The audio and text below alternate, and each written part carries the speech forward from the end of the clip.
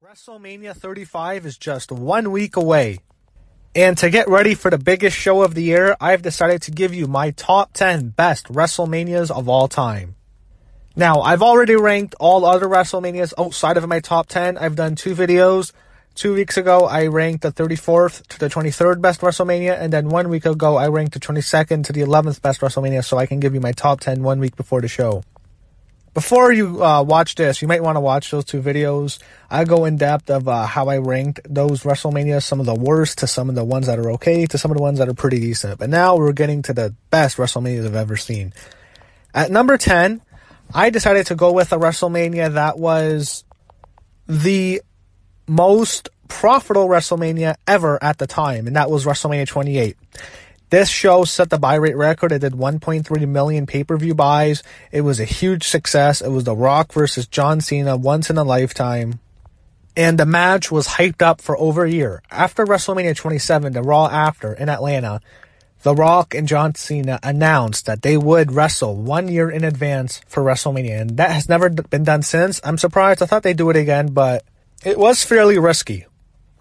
If something goes wrong, if John Cena gets hurt, The Rock wasn't going to be able to wrestle much in that time anyways, but if The Rock has an extremely busy schedule, what if something big happens and The Rock can't do the show and he has to do another commitment to Hollywood? What if John Cena gets hurt? They're on the road 365 days a year. John Cena has been hurt and he's almost missed some WrestleMania, so it was a risk, but in terms of build-up, you can make the argument it was maybe the best build they've ever done, because of the amount of resource they put into it. There was so many documentaries, there were so many specials, so many promos for that match. It was hyped tremendously, and that's why they had the biggest buy rate of all time. The setting was also great. It was in Miami, Florida, in Sun Life Stadium at the time. It's called Hard Rock Stadium now. And I think Miami is one of the best hosts for WrestleMania. I'm surprised they haven't gone back. They've done Orlando again, and they've done Tampa when it comes to Florida, but they haven't gone back to Miami. I'm a bit surprised. I don't know why, because I think Miami is just an amazing host. If you ask me, the 2 best host cities for WrestleMania are New Orleans and Miami. I think both of them are great. I think WWE should be going to those 2 cities multiple times, once every few years, because both of them are just fantastic, and they're both vacation spots. If you have a family, or if you want to go out with your friends, or you have your girlfriend, you want to spend time there. I mean, Miami and New Orleans are just amazing. So I'm surprised they haven't gone back to Miami. When you look at the show, it was a show that met a lot of criticism, but I think the whole build-up was great, and I think the main event wasn't a great wrestling match, but I think it delivered in terms of hype. I don't think anyone was expecting a great match. A lot of people did not like The Rock and John Cena. It surprised me. I didn't know why so many people didn't like the match. I wasn't expecting a classic. You think that's going to be a classic match? I was expecting Rock versus Hogan. I thought we got something similar to that. Was it as electric as Rock and Hogan? It was not. Mainly because Rock and Hogan, I don't think people were expecting Hogan to be that over, so when he was, it made it that much bigger. Here, I think the story was built up really good, and I thought I really enjoyed that match. So many people don't like it, and I think most people would just, I mean, if you look at it as a WrestleMania main event in terms of match quality, it's not very good, but as a match, I had a blast watching that. And I was expecting Cena to win, and at the time, I really didn't like Cena. I was a huge Rock fan, and when The Rock won, I really marked out. I thought that was great. I had a lot of fun watching it. I really enjoyed that main event a lot. Also, the 2 taglines that are shown were once in a lifetime, Rock and Cena, and then you had the end of an era, which was Undertaker versus Triple H in Hell in a Cell with Shawn Michaels as a special guest referee. I remember the Metallica song. They built that up with The Memory Remains.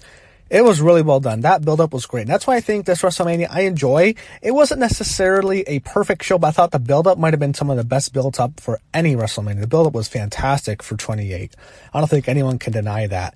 Undertaker and Triple H had a great match. I loved it. I thought Jim Ross gave some of his best work he's ever done on commentary, and he has had some classic matches, but I think this was Attitude Era level Jim Ross. He was just great, and I think for sure Undertaker and Triple H wanted him out there, especially Undertaker, and he was, I mean, you couldn't ask for a better performance on commentary. He was just great. He was selling everything, and what I find funny about Undertaker and Triple H, their 2 matches at 27 and 28 is, from people who I've heard talk about it, people who were there at 27 thought it was like this classic match. People like me who watched it at home thought it was good. I think it was great. But people at the arena thought it was a classic match. For 28, some people didn't like the match as much watching it live. There were some complaints that Undertaker and Triple H, like when there was parts Undertaker was telling Shawn Michaels not to stop the match. And so a lot of people were confused and weren't that into that. I think 27 was much better for a live crowd, but I think 28 in terms of a TV performance was absolutely fantastic. And everyone at home for 28 loved the match. And like me, I watched it at home. I thought the match was fantastic. So I really enjoyed it. I thought both those build-ups were great. Once in a lifetime and end of an era. I thought both of them were great build-ups, and I thought both the matches delivered in my opinion. So I really liked that part. You also had the WWE Championship match, CM Punk and Chris Jericho. I thought the build-up was good for that, but I thought they had a better rivalry going into the next match they had at Extreme Rules. I thought that build-up was way better, and I thought that match was much better than the match at WrestleMania 28. But I thought they still had a very good match. I enjoyed it. It was fun. CM Punk retained the title. He got a big entrance. This is probably the year he really deserved to be in the main event, but I just thought, Rock and Cena, it was impossible. But, I mean, in terms of, that was Punk's year. He had the pipe bomb that earlier that year. When I talk about it, I'm talking like the night after WrestleMania to WrestleMania. Punk really, he had just a fantastic year with the whole pipe bomb, and he had the start of the title reign. He won the title a couple of times. He beat Cena in that classic Money in the Bank match. So I'm sure knowing the guy, how he thinks, and seeing him in interviews, he probably wasn't too thrilled to be in the co-main event. But I thought him and Jericho had a good match. I enjoyed it. The big thing that pissed everyone off, including me, was the opening match, Daniel Bryan getting squashed. I think I'm more fond of WrestleMania 28 because that happened and because of what it did for Daniel Bryan. If that doesn't happen, it's possible Daniel Bryan doesn't win the title in the main event of WrestleMania 32 years later. So I'm a bit more forgiving to that. I'm really happy that happened. I think this was great for Daniel Bryan. It was one of the best things that ever happened to him. And I think this makes that match more important, the show more special. I think it was actually easily one of the best things. So, looking back, I mean, when it first happened, I was furious, like, fuck this WrestleMania. I was pissed off. It took Undertaker and Triple H to get me really back into the show. But I think when you look back, I think it was probably one of the best things that ever happened to Daniel Bryan. You had Randy Orton and Kane. They had an okay match. Big Show and Cody Rhodes. It was an okay match. It wasn't too much there. It was basically, those two matches were really what the show was about. Also, you had a horrible women's tag match with Kelly and Marina Menounos beating Beth Phoenix and Eve Torres. And you had the Raw versus SmackDown multi-man tag match. That was okay, but I really liked 20. I enjoyed watching it live, and I still enjoy it. I think it's a top 10 WrestleMania, so that comes in at number 10. At number 9 is another WrestleMania that took place in Florida. This show took place in Orlando, Florida, 4 years before 28, and that's WrestleMania 24. This show was best known for Ric Flair's final match in the WWE. Not his final match, obviously, but WrestleMania 24. When I first watched it, I thought, this is one of the best WrestleManias of all time, and I still think it's a top 10 WrestleMania. It doesn't hold up quite as much as it did when I first saw it 11 years ago. Again, when I first saw it, this is just a classic show. I still think it's a very good show. Is it one of the top 5? No, but I still have it in the top 10 at number 9. Orlando has become one of WWE's favorite cities. The stadium was a good setup. I liked the look of WrestleMania 24. It was a fun show to watch. I loved the pyro. This had probably the most pyro ever for a WrestleMania. The amount of fireworks you saw at 24. It was a fun show. It really was. And it's an easy show to watch. You had a lot going on here. So the match people talked the most about was Shawn and Rick. Ric Flair's final match, the stipulation was Vince McMahon, like a few months before the show, he announced if Ric Flair loses another match, he has to retire. And Ric Flair kept winning. He was able to win until WrestleMania when he faced Shawn Michaels. Build-up was really good. Shawn Michaels bringing up Old Yeller, and they told the great story. Was the match a great match? Absolutely not, because Rick's old. I mean, he's really old here. It shows how old he was. He can't move. He messed up a lot. There was that infamous spot where Shawn Michaels does a springboard moonsault onto the outside, but like he cracks his ribs on the announce table. That's one of the most painful looking spots I've ever seen. It looked so painful. But again, it was a really good story.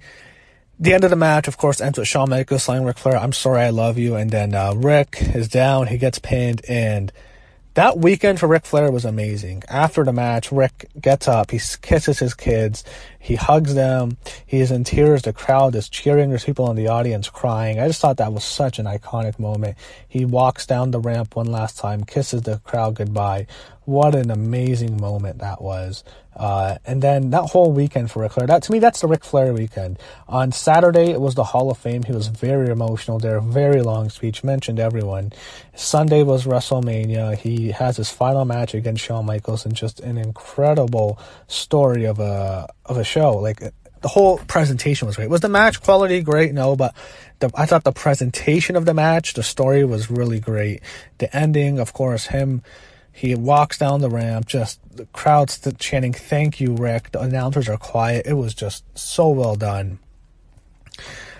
The next night on Raw might be the most emotional for him. The entire, well, not just the roster, what they had was Triple H came out first, and then he slowly brought so many people close to Rick in his career. He brought out the Four Horsewomen. He brought out Shawn Michaels, or the Four Horsemen, not horse. I know, I was thinking Horsewomen too much, but Four Horsemen were there, the originals. Shawn was there, Batista came out, Ricky Steamboat came out, just so many people in Rick's career that were very important to him. There's more I'm forgetting, and then the entire roster came out. It was just an amazing segment, just an amazing farewell. The crowd saying, "Thank you, Rick." So that's the Ric Flair WrestleMania. Also on the show, he had a very good main event with Undertaker and Edge. I remember the match started off really slow, but in the second half of the match, it just exploded. The thing that really got exciting was when Edge's two edge heads, Kurt Hawkins and Zack Ryder, came out. I was thinking to myself, holy shit, is Edge going to win? Edge hits like a spear, Undertaker hits another spear. Oh my god, Edge wins. The Undertaker, he gets to Hell's Gate, and Edge, he taps out. That was a great ending. The match was a lot of fun. He had Edge kicking out of a tombstone, which no one really ever kicked out of tombstones. That was before Undertaker did the infamous shocked face. The match was a lot of fun. I think some people forget about Undertaker and Edge as a really good main event because of the match Undertaker's had after that. He had the two classics with Shawn, which obviously blew it away, and he had the two really good matches with Triple H, especially the second one. So I think some people forget, but the Edge match is probably Undertaker's most underrated of WrestleMania. And it was a great match. Edge is probably his highlight of his career. He main evented WrestleMania, so that was really good. You also had the triple threat match, Randy Orton, John Cena, and Triple H. He had a good match. It was fun. It was supposed to be the main event. I was really surprised when it wasn't going to be the main event. But I liked how they had Randy Orton win. That was a really good surprise. It was a genuine surprise. Everyone was thinking for sure it was Triple H. I was thinking Triple H. Some people thought Cena, but I was really sure it was going to be Hunter. And when they gave it to Orton, it was a really good, nice and pleasant surprise. And I thought the match was really good. He also had a great Money in the Bank that year. A lot of fun. Shelton Benjamin almost dies, as he always does. That brutal spot. And CM Punk won, which was another cool surprise. You had Floyd Mayweather in the Big Show. That was the big selling point. The year before that, they had Donald Trump. And they wanted someone who can sell a show like Trump had. They really wanted a big celebrity that year. So they went with Floyd Mayweather. He was coming off the fight with Oscar De La Hoya. That was the biggest boxing match of all time at that time. So they brought him in. It was good. I wish they could have done better. There had unfortunate circumstances. It was supposed to be Floyd Mayweather and Big Show against Batista and Rey Mysterio. I think the final result was better than what it actually was. So I thought the whole presentation with Mayweather was great. Him knocking out Big Show, I thought it was just really, really well done in my opinion. I liked that a lot. You had some low points. You had that stupid Playboy pillow fight or Playboy tag match. That was just horrible. It was Beth Phoenix and I think it was Melina against... Candice Michelle was hurt. It was Maria. She was the one who was on Playboy that year. And her partner, and he had Snoop Dogg involved. Yeah, that was horrible. Batista Umaga had a terrible match. Kane squashed Chavo Guerrero. Finlay and J-Bo actually had a pretty good street fight to start the show, so that was good. So I thought WrestleMania 24 was a lot of fun to watch. Had great pyro. It was a great setting in Orlando. Crowd was great. Ric Flair was obviously the highlight of that show. And to me, WrestleMania 24 is certainly a very, very good show and definitely worthy of being the top 10, as I have it at number 9. Now, we get to number 8. I have one of the most important WrestleManias of all time, and that is WrestleMania 14. When you think of the Attitude Era, this is one of the most important shows you ever think about it when it comes to that time period. And in terms of WrestleManias, for sure the first WrestleMania was more important. Maybe WrestleMania III was more important. But I think this might be the third most important WrestleMania of all time. In terms of importance to the future of the company, this is right up there because the company was in dire straits before the show. Not necessarily right before the show. It got really good at the end of 97, early 98. Things were turning around. But in 1997, things were really dire for WWE. The previous WrestleMania, which was 13, set the lowest buy rate of all time for a WrestleMania at that time. It bombed badly. I remember it being crucified by a lot of people when I read about WrestleMania 13. And then you look at the buy rate for 13 to 14, it's a huge leap. And this is where the company really turned around. This is, to me, the Attitude Era really went into full force at WrestleMania 14, and then even more so the night after WrestleMania 14 on Raw. And that's when the Austin era was in full force. The Austin era has begun. The classic line from Jim Ross, and this was the Stone Cold Steve Austin WrestleMania, the birth of the Austin era. This was might have been the most well-built WrestleManias of all time, especially the main event. I thought everything with Mike Tyson was fantastic. He was the big celebrity in this show. And Tyson sold the hell out of this show. And this was controversial for WWE to bring in Mike Tyson. It wasn't too long ago when Mike Tyson was spending time in prison for raping his wife. It wasn't too long ago when he tried to bite Evander Holyfield's ear off in the second fight they had. He bit part of it off. It was fucking crazy. It was one of the biggest sports stories of all time. Tyson was the biggest enemy in sports. He was as big of a heel as you can imagine. And he was a major star, though. He was still extremely popular. His buy rates were through the roof whenever he fought. Everyone would watch. When they brought him in, it was a slam dunk. He was incredible in this build-up, and he is so important to the WWE. Maybe only Mr. T was the more important celebrity that WWE brought in for a single WrestleMania. I can't think of anyone more important because Tyson is as responsible for selling the show as Austin was, as Shawn was, as Undertaker was, as Kane was, everyone in the main events.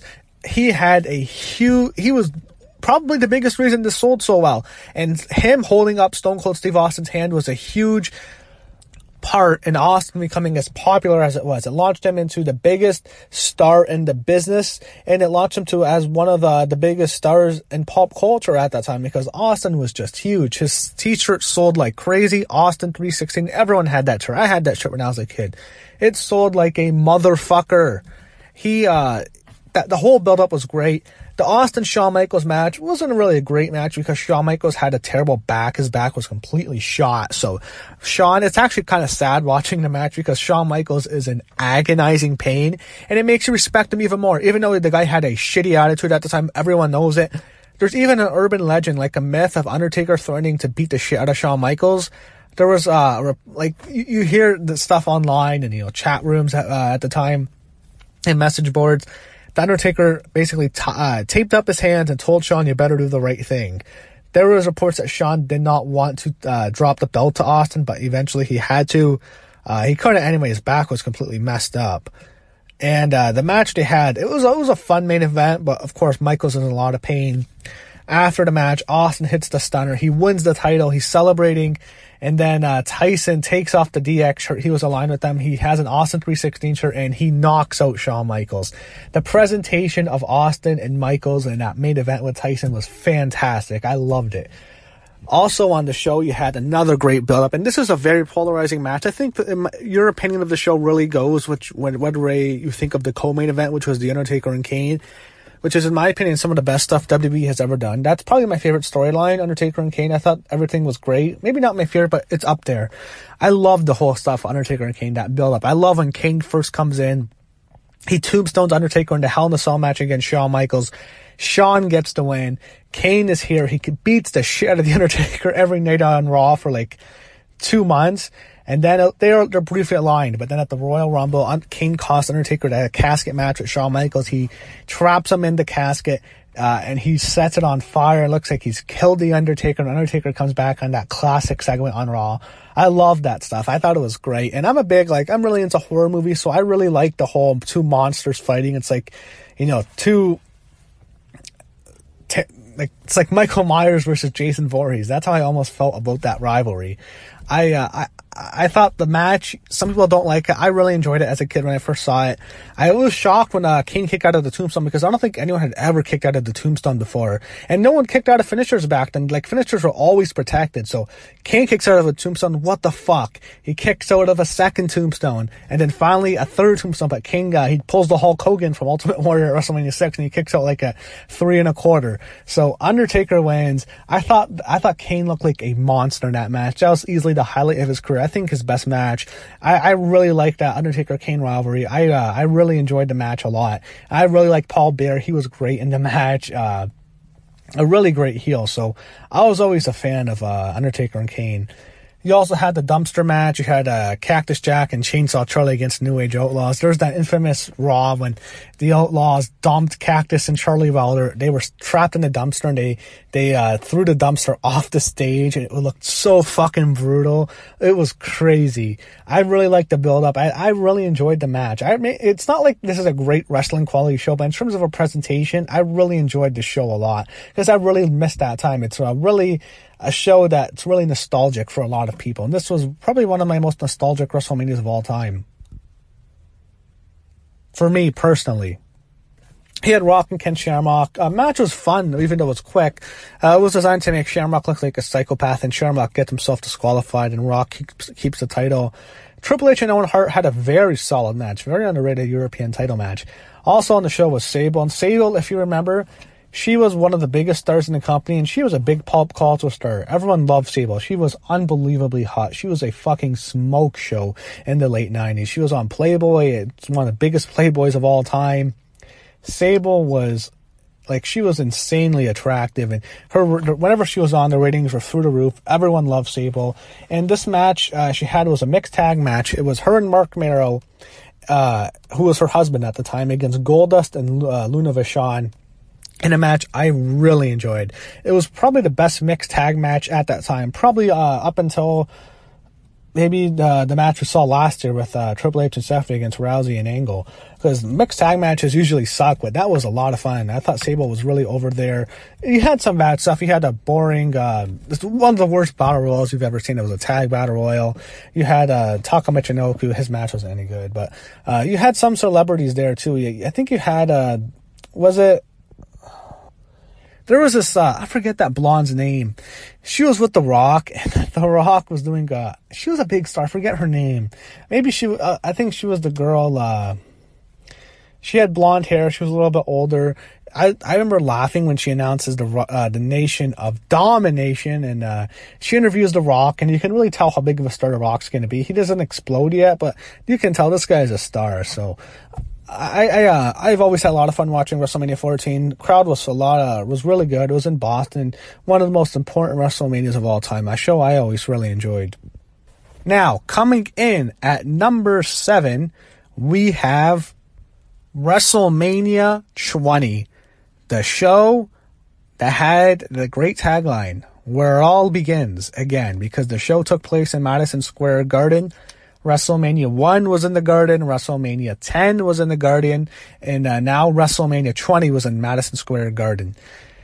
It was a really cool opening video package. I remember the show starts off where it all begins again. It had Vince McMahon, he had Shane McMahon, he had Shane's son.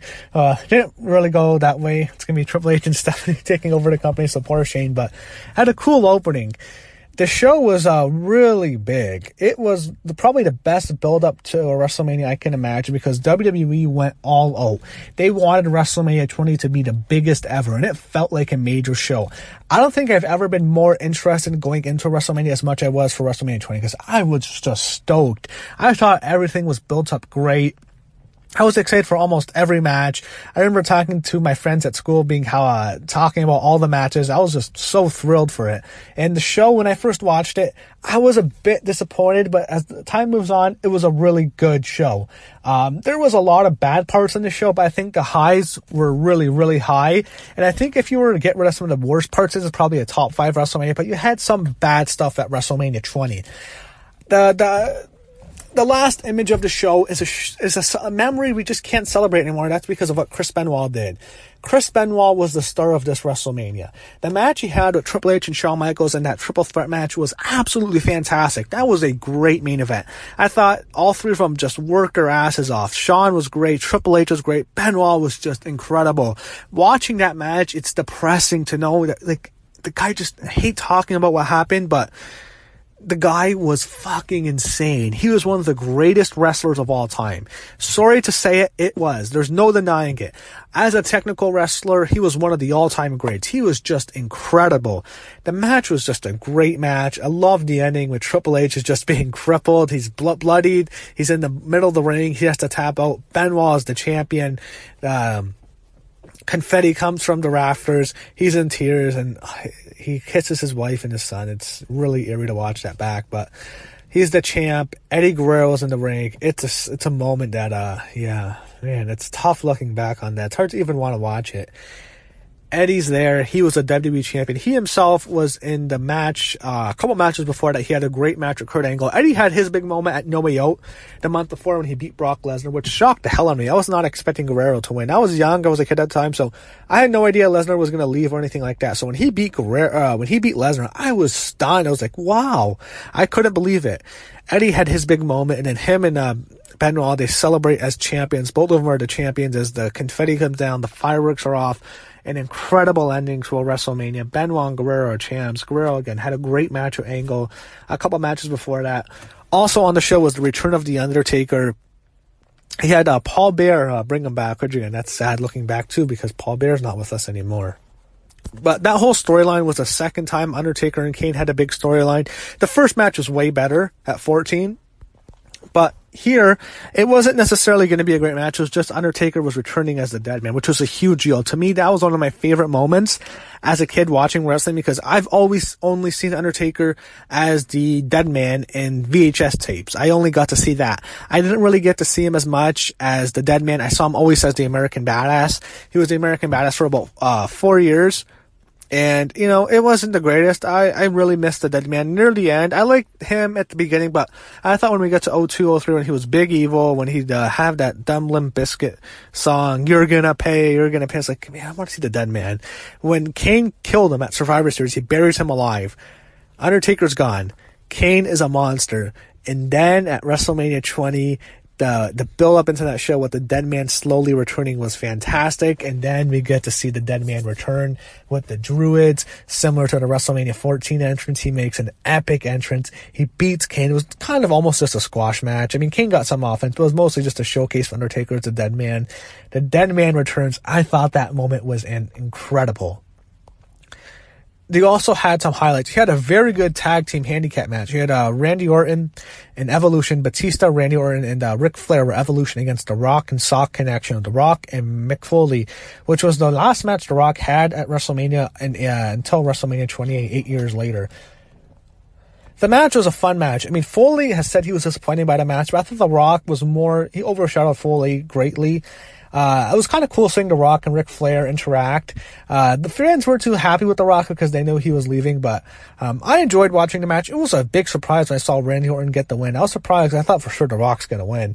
But Randy Orton pinned Mick Foley. It shows you how selfless The Rock was. Even though he didn't take the pin, the guy was always willing to put guys over. He also had Christian and Chris Jericho had a very good match. That storyline was about Trish Stratus. Trish Stratus turns heel. I was stunned. Her and Jericho are built as this power couple. Then Trish breaks his heart. She slaps him. Christian wins, and Trish turns heel. That was a really good match. So you had some really good highlights of WrestleMania 20. The presentation was great. It felt like an epic show. It felt like a really big deal. I like some of the stuff. I think, if I'm not mistaken, I might be wrong. I think Donald Trump was front row for WrestleMania 20. I could be mistaken. I might be wrong. But I vividly remember seeing him there. But okay, now let's talk about some of the worst parts. One of the worst WrestleMania matches of all time. We have to talk about this anymore. Brock Lesnar versus Goldberg. That match was fucking abysmal. And it was because the fans weren't going to let them have a good match. They weren't going to give them a chance. And it was for good reason, because they knew both of these guys were gone. They knew Lesnar was going to the NFL. Everyone knew Lesnar was gone. It wasn't as well known that Goldberg was going to leave, but it became well known on the weekend of the show that Goldberg was done too. They had a horrible match. The fans wouldn't give them anything. In that match, it looked like Stone Cold Steve Austin had the worst time of his career. He has talked about in interviews how he said he pretty much wanted to die in that match. He's even joked about stunning both of them and leaving the ring. I think he's taken that back, but the guy, it was a brutal match to watch. They hated him. They chanted, "Nana, nana, hey, hey, goodbye." And looking back, I think Goldberg kind of laughed it off. I don't think it bothered Bill Goldberg as much. I don't think he really cares as much. But Brock Lesnar looked extremely offended in there. He looked furious. He flipped off the crowd. And he later said in an interview with Steve Austin, by the way, on the WWE Network, that bird, the middle finger, it was intended for Vince McMahon more than the crowd. He was so mad. He was extremely unhappy. They made him sign that stupid 10-year deal in which, like, he couldn't wrestle for another wrestling company. He sued them. It was really messy. I was surprised that he came back. He finally came back 8 years later at WrestleMania 28, the night after on Raw, when he attacked John Cena. But Lesnar, it was a very low point for him and Goldberg. So that was fucking abysmal. Also, you had a horrible tag match. You had Tori Wilson and Sable in some Playboy match against Jackie Gata and Stacy Keibler, and it's very sexual. Tori Wilson and Tori and Sable are making out after a match. The company's it's definitely evolved a lot differently. I mean, 15 years later, now women are back in New York City and they're main eventing WrestleMania. So, yeah, things have changed a bit, but I'm not going to complain too much. You had, John Cena had his first match at WrestleMania against The Big Show. Match wasn't any good. He had 2 Fatal 4-Way tag team title matches for the titles that were on Raw and SmackDown. None of that was any good. The match, there was so much on the show, and WWE went overboard. They wanted to make this so epic that it kind of hurt the show a bit, but I still thought it was still very good because it had some really great moments. But I felt like WWE was going to make this the biggest WrestleMania ever, and I think they went overkill a little bit too much on the show. You had some other matches I'll talk about briefly. You had the Cruiserweight Open. Rey Mysterio really should have won. Chavo Guerrero had no business winning. I don't know why Rey didn't win that match. It's like they never gave Rey any matches. Like, they never had him win the title. The year before that, they had him lose to Matt Hardy. Matt Hardy version 1. That didn't make any sense. I don't know why he didn't win the title here. You had Molly Holly getting her head shaved from Victoria in that match. That was not a very good match either. So you had some low points for sure, but I think the highs were really, really high, and it made it a really great WrestleMania. It was definitely a huge show. It really felt like a big show watching it.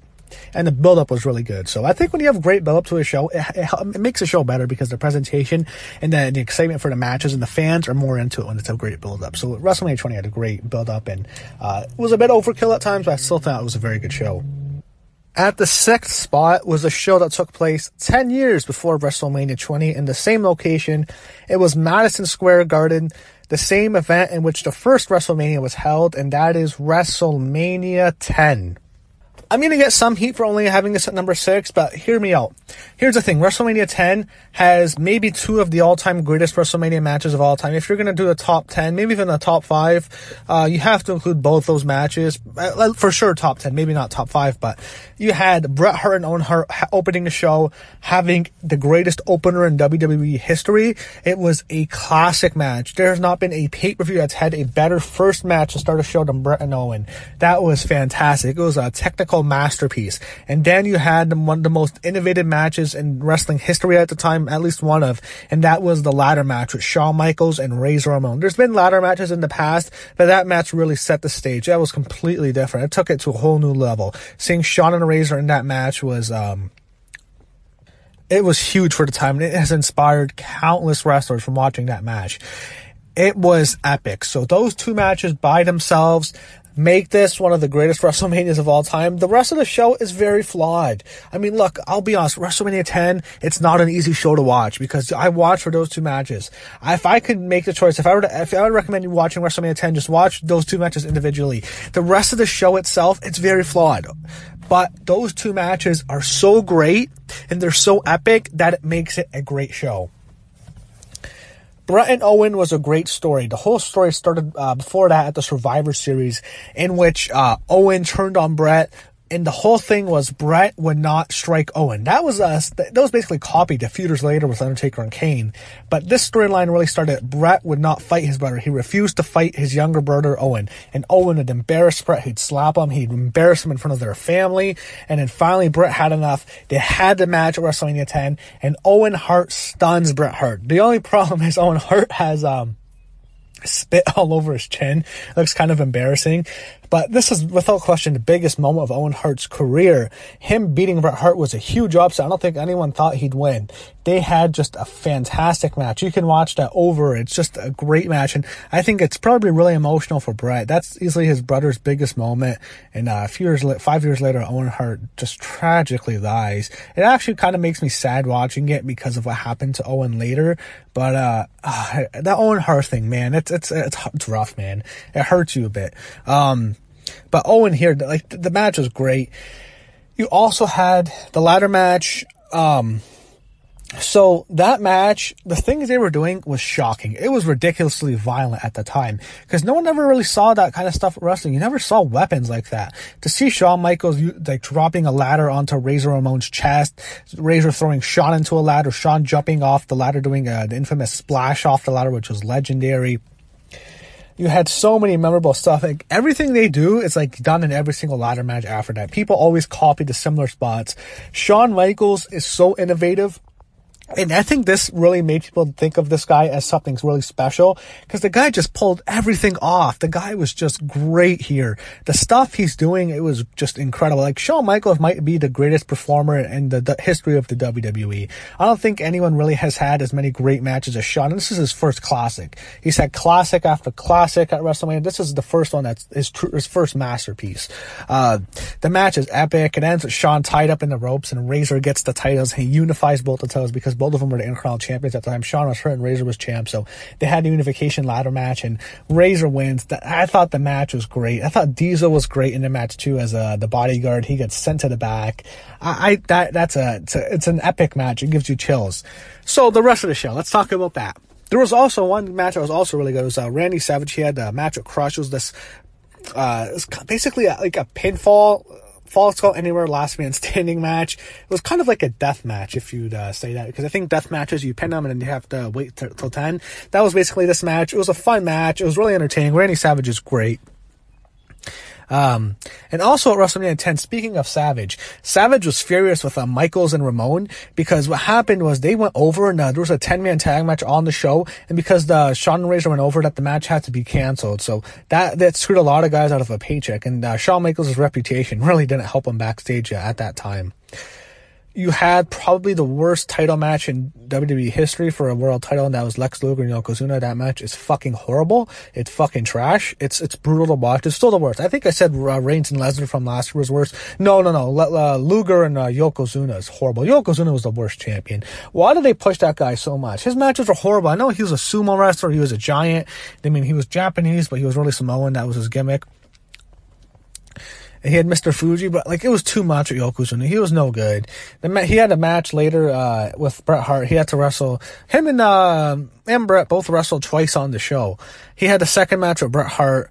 That was okay. It ends with Yokozuna falling off the middle rope. That's a stupid ending, but it was a great ending to the show. Bret Hart stands tall as champion. The entire locker room comes out. They lift him up on their shoulder. It was a great moment for Bret. He celebrates with his family. Owen Hart went to enter the ring, so that was a really good storyline. I went into Bret and Owen had a much better match, and as great as the WrestleMania match was, they had a cage match at that SummerSlam 94, one of my favorite SummerSlams, and they had probably the best cage match in WWE history. It was a classic cage match. I love that match. And Shawn and Razor, speaking of them, they had another ladder match at SummerSlam 95 that some people think was even better than their WrestleMania match. I still prefer the Mania match, but that ladder match, the second one was great. That's where Shawn won. But again, you had some bad matches. Medusa, Alundra Blaze, you have to call her that in WWE. She did not have a good women's match. She was featured on the show. It's kind of uncomfortable when you thinking of watching that match in 2019, seeing the King call her a horse face. I mean, who calls people horse faces? No one does that. He doesn't say that, but he mocks her face. You had a mixed tag match, which was horrible. It was like a Bam Bam Bigelow match against Duke and Dink, and I forget who Bigelow's partner was. That was just horrible. So again, it was a flawed show. It wasn't perfect. They had some really bad stuff, but those two matches make WrestleMania X a classic show. At number 5, we have probably the most famous WrestleMania of all time, other than the first one, but I think in terms of importance to the company and in terms of pop culture, I think this might have even exceeded the first WrestleMania, although the first WrestleMania really set the stage. I mean, it built the brand of WrestleMania, but I think this WrestleMania might be more celebrated than the first one. It was a far superior show, and that is WrestleMania III, which took place in front of 93,000 people in the sold-out Silverdome. Remember that. Now, that number has been disputed. Dave Meltzer, I think one of the main reasons he got so popular is because he's the one who disputes that number. He says it's like 78,000, which 78,000 is still a huge crowd. And it was the biggest crowd ever for a WrestleMania, all the way up to WrestleMania 32. And the show was epic. It's such an important show to watch. I feel like I would put this higher. It's just like the match quality isn't the greatest, but in terms of a presentation of the show, this might be the best. Because this feels it's so special. This feels like such an important show after the fact. This was such an important show to the company, and it feels like such a special show and such a historical show to watch. If you're a wrestling fan, you have to go back and watch this. It's not necessarily the greatest match quality you'll ever see. It's just in terms of a show and a presentation, it's hard to make a show feel this big because WrestleMania 3 was fucking epic. Pontiac, Michigan, the Pontiac Silverdome, that is iconic, and it's sad to know that the fucking Silverdome's a piece of shit now. It's in Detroit, Michigan. I've driven past it a couple of times, to be honest. It's fucking sad. It's depressing to look at. It's like, fuck, man, that's WrestleMania 3. WrestleMania 3 took place. Can you guys take better care of that fucking stadium, you motherfuckers, because it's a fucking shithole. It's a shithole now, but I've driven past it. WrestleMania 3, it's classic, man. It's a must-see show. The match that sold the show, and it's known as the match that stole the show. What sold the show? Hulk Hogan and Andre the Giant. What stole the show? Macho Man Randy Savage against Ricky the Dragon Steamboat. Before we get there, let's talk about Hogan Andre. Probably the biggest match in the history of the company. I think the most famous match of all time, and probably maybe the most profitable match. I'm not sure about that, but in terms of selling out a show, it was Hogan and Andre that sold out that show. I think later WrestleManias that I've had bigger crowds have been sold out because of the name WrestleMania. I think everything associated in the history of WrestleMania, a lot of that has to do with WrestleMania 3, by the way, because it made WrestleMania such a big pop culture event. But I think later WrestleManias have been sold out so well because of the already established brand. But I think WrestleMania 3 had the biggest match in the history of the company with Hogan and Andre. I think they made it like closed circuit in Detroit. So if you were in Detroit, you couldn't get this on pay-per-view. So, like, it was packed. It was a fucking massive show, man. I wish if there was one WrestleMania for historical purpose I could watch, this might be the one I want to go to just because it's such a historic show. Hulk Hogan body slamming Andre the Giant, without question, the most famous WrestleMania moment of all time, and maybe the most famous wrestling moment of all time. I don't think you can think of anything that's been bigger in terms of celebrated outside of wrestling communities, maybe not necessarily inside of big wrestling fans and their communities of how they view wrestling, but I think in terms of wrestling being talked about, I don't think anything was bigger than Hogan slamming Andre, man. I don't think you can get anything more bigger than that. Some people say the match was horrible. I go back and watch a match. I can watch it. It's like such a historic match. And you know how much pain Andre the Giant was in at the time. I kind of feel really bad for him. It's sad watching Andre just get around like that. And fucking Detroit, those shitty people in Detroit. After the match is over, they're throwing shit at Andre the Giant and Bobby the Brain Heenan as they leave in the miniature ring. I love those miniature rings, by the way. If WWE ever brought those back, I'm in Marco. I love those miniature rings. Those were just the best. Whenever WrestleMania was in the stadium back in the 80s and the early 90s, they would do the ones. They did it for 3, they did it for 6. I think they did it for 8, if I'm not mistaken. But the mini rings are epic. Hogan and Andre, man, it's so historic. It's hard not to love the match, even though it's horrible. But like, it's such a legendary event. It's hard. I really enjoy it. Hogan celebrates. Hogan just feels like the biggest star in the world when you watch the show. You know, me and Gene interviews him backstage. Hogan gives a great promo. I really like that whole the thing with Hogan and Andre is everything's great. Speaking of those rings, I want to tell something. There's a kind of a blooper on the show.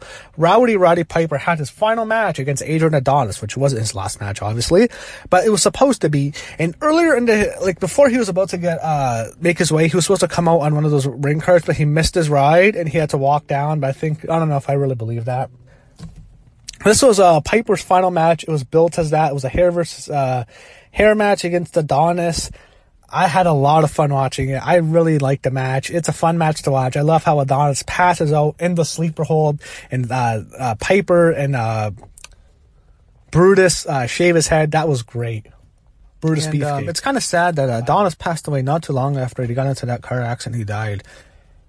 Now let's talk about the match that stole the show, and I think to hardcore wrestling fans, this is a classic match. It's also a match, I feel like this match and the ladder match with Shawn Michaels and Razor Ramon, to so many young wrestlers that came up in the Attitude Era in the early 2000s, I think those were the two matches that really inspired them the most. And this match was for the Intercontinental Championship. The Macho Man, Randy Savage, defending his title against Ricky the Dragon Steamboat. This was a great build-up. You had Savage crushing Steamboat's neck to start the show, to start the feud on Saturday night's main event. Almost said Saturday Night Live. I'm sorry. Fuck. But Saturday night's main event, Savage crushes Steamboat's windpipe. And the match they have it's a masterpiece. There's so much small packages. There's so much roll-ups.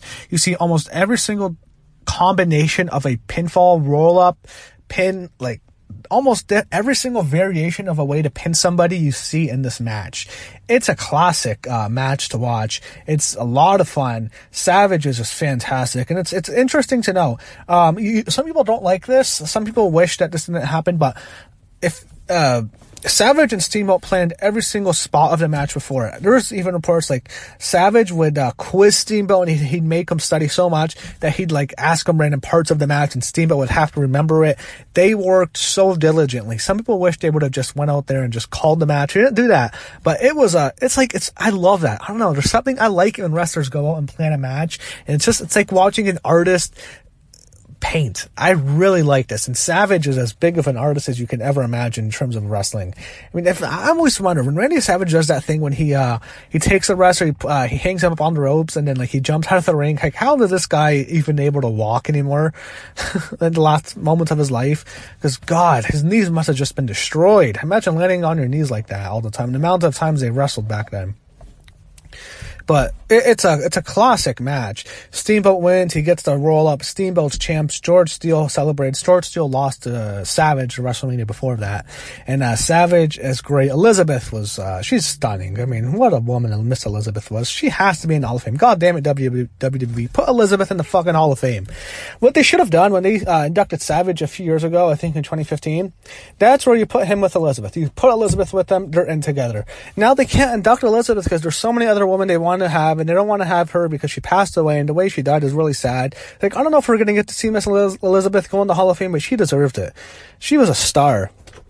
Also, in front of the major crowd at WrestleMania III, you had Aretha Franklin, which was probably the most famous rendition of the national anthem in WrestleMania history. Her rendition is really great. You have the Can-Am Connection actually had a good tag match against Bob Orton and I think it was Rick Martel, if I'm not mistaken. Billy Jack Haynes and Hercules Hernandez have a good match. It ends up really bad. Hercules busts up Billy Jack really bad with the chain at the end. You had another tag match. You had the stupid match of King Kong Bundy against, I think it's Hillbilly Jim. If I'm not, Hillbilly Jim, and against Bundy with the midgets, and Bundy slams the midgets. Harley Race beat Junkyard Dog in the match when the Junkyard Dog had to bounce him, and then Dog knocks him out, which was great. Junkyard Dog really should have been a bigger star, but he had a lot of drug problems. You had Beefcake, and Great Valentine, they beat the Rougeau brother, but then that's interesting because Beefcake, they turn on Beefcake at the end, and then Beefcake comes out later and he turns face, and he helps Piper cut Adonis' hair off, and Jimmy Hart was a really good heel too.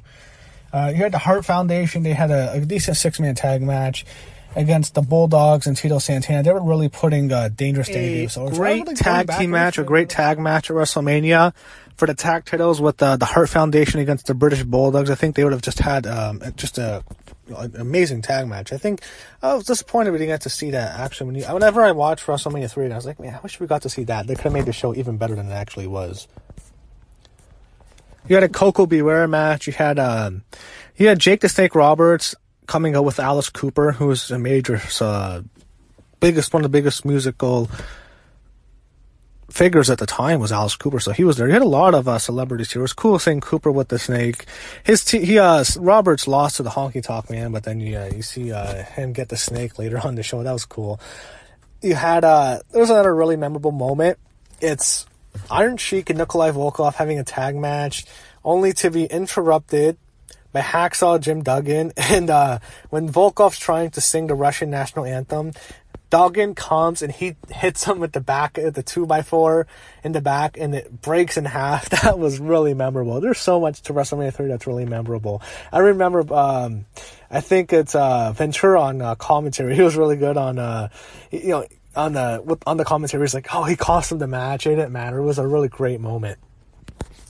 And of course, the main event's Hogan and Andre, which is, of course, I mean, as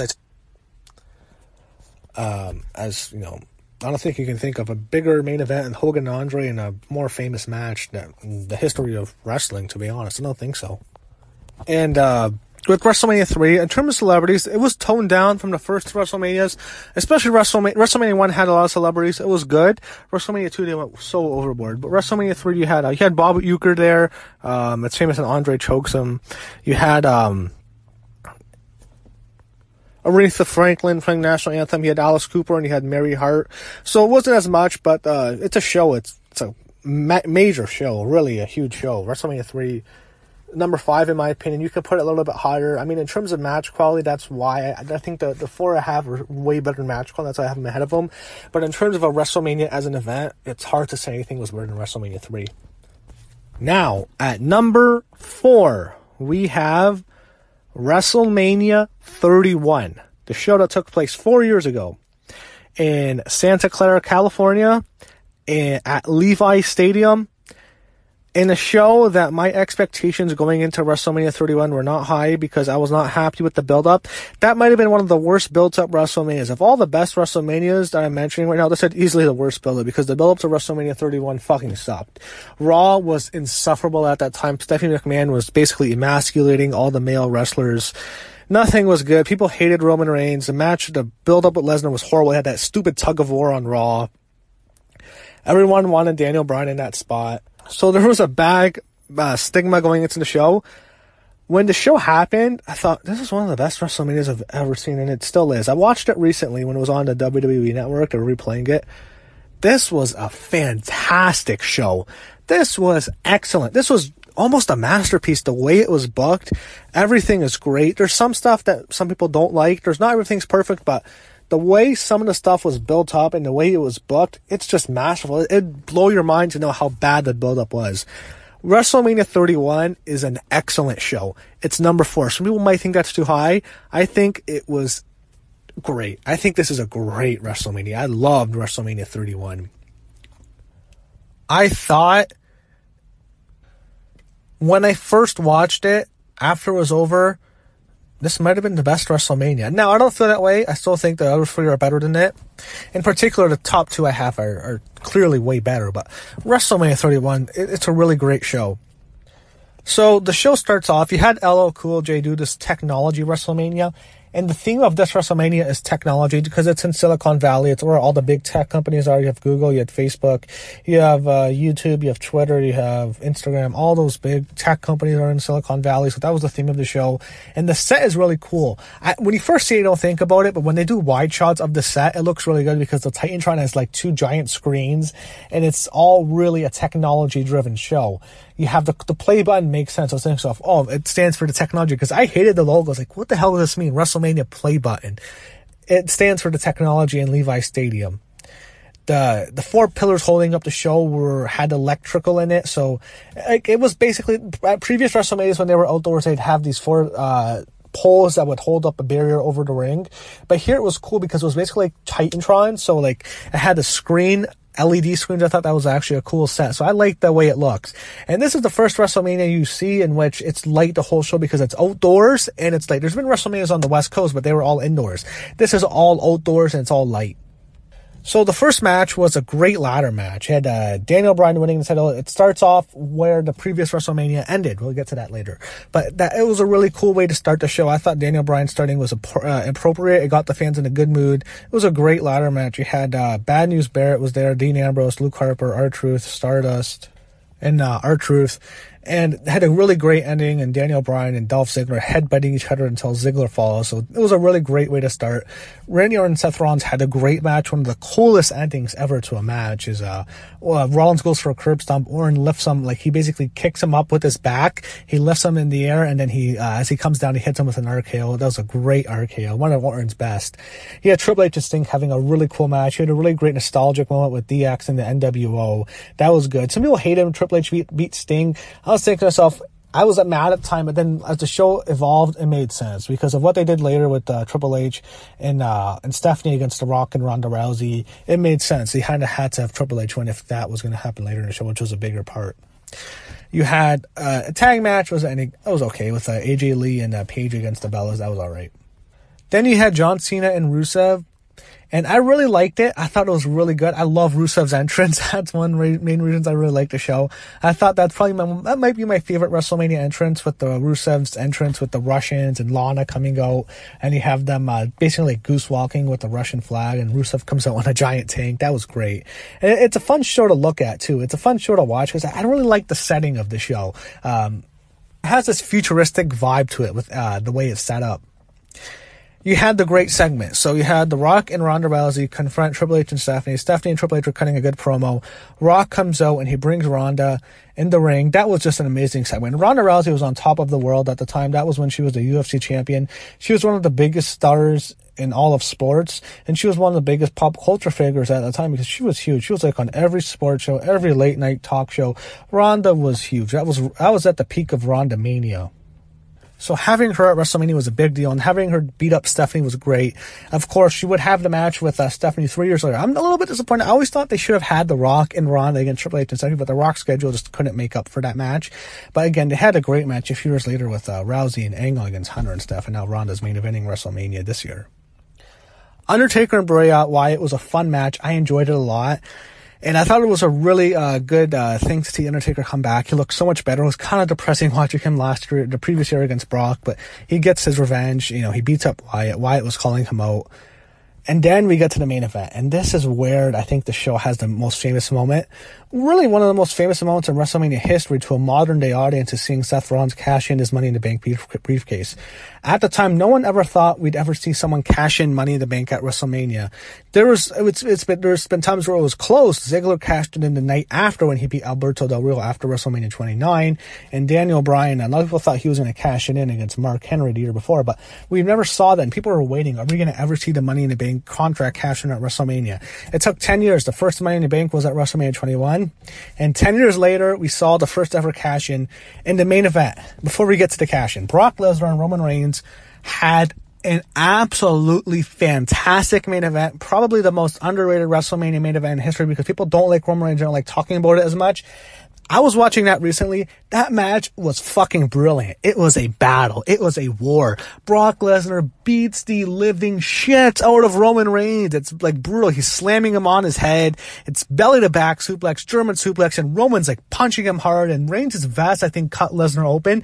And Lesnar was bleeding like a stuffed pig in this match. The way it was ending, I was like, oh my God, this is epic. Reigns hitting the Superman punch after Superman punch. Fans are just drowning it out with boos. If they were able to get Reigns over, this would have been one of the all-time classic endings to a match with him beating Lesnar. I think if he was over, this would have been excellent because this was so planned out well. It's just they fucked up. They had that Royal Rumble, was the worst Rumble ever in 2015, and it killed Reigns for a while. I think up until he got sick. I think people treated him out of sympathy now, but I mean, like if they were built that up, that was a classic main event. It was great. Lesnar's bleeding like crazy.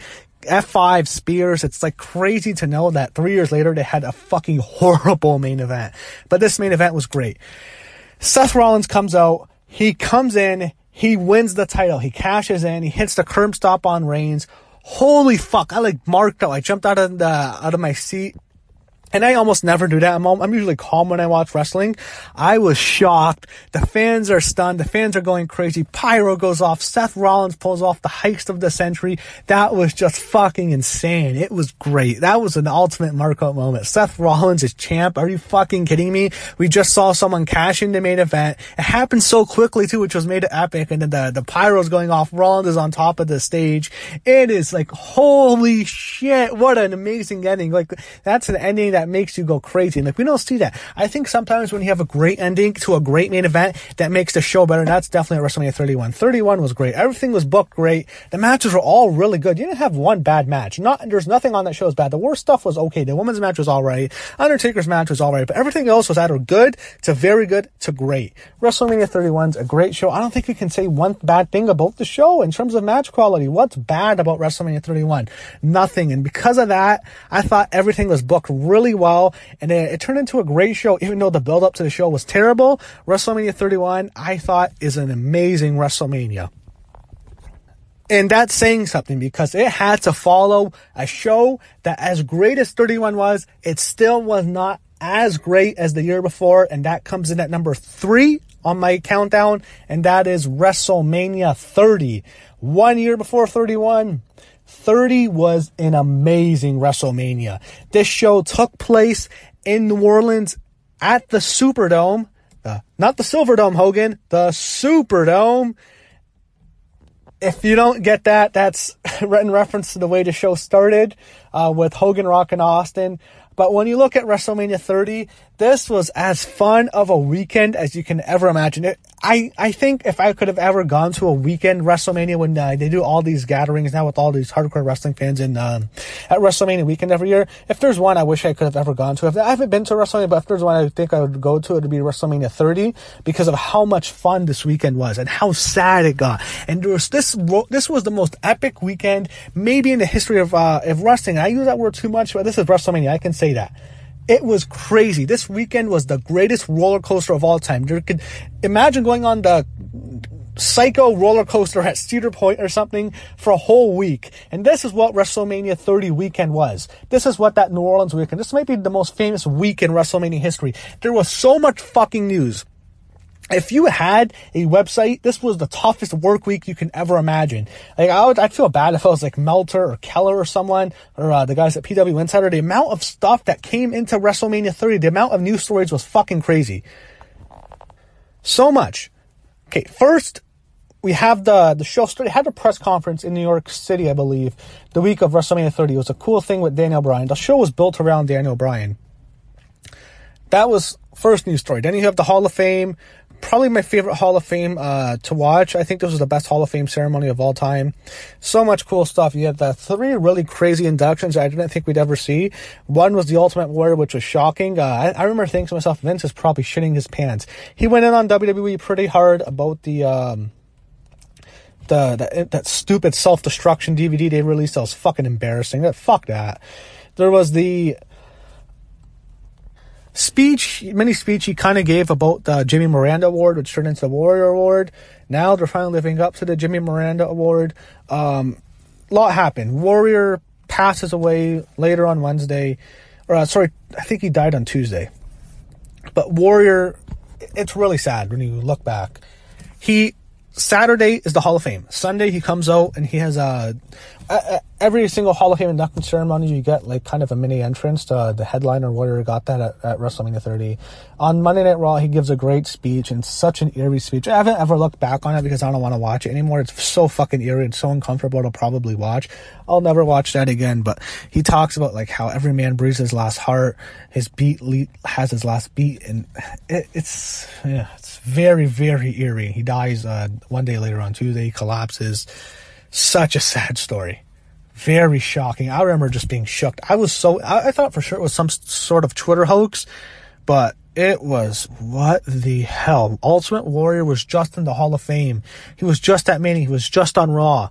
He's dead. He didn't look like in good shape. He was sweating like a pig at the Hall of Fame. It was uncomfortable at times. He's dead.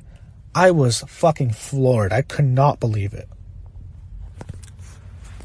Another sad story, it's even sadder, was Connor McCulloch, Connor the Crusher was his nickname. He passed away. He had cancer, and he was Daniel Bryan.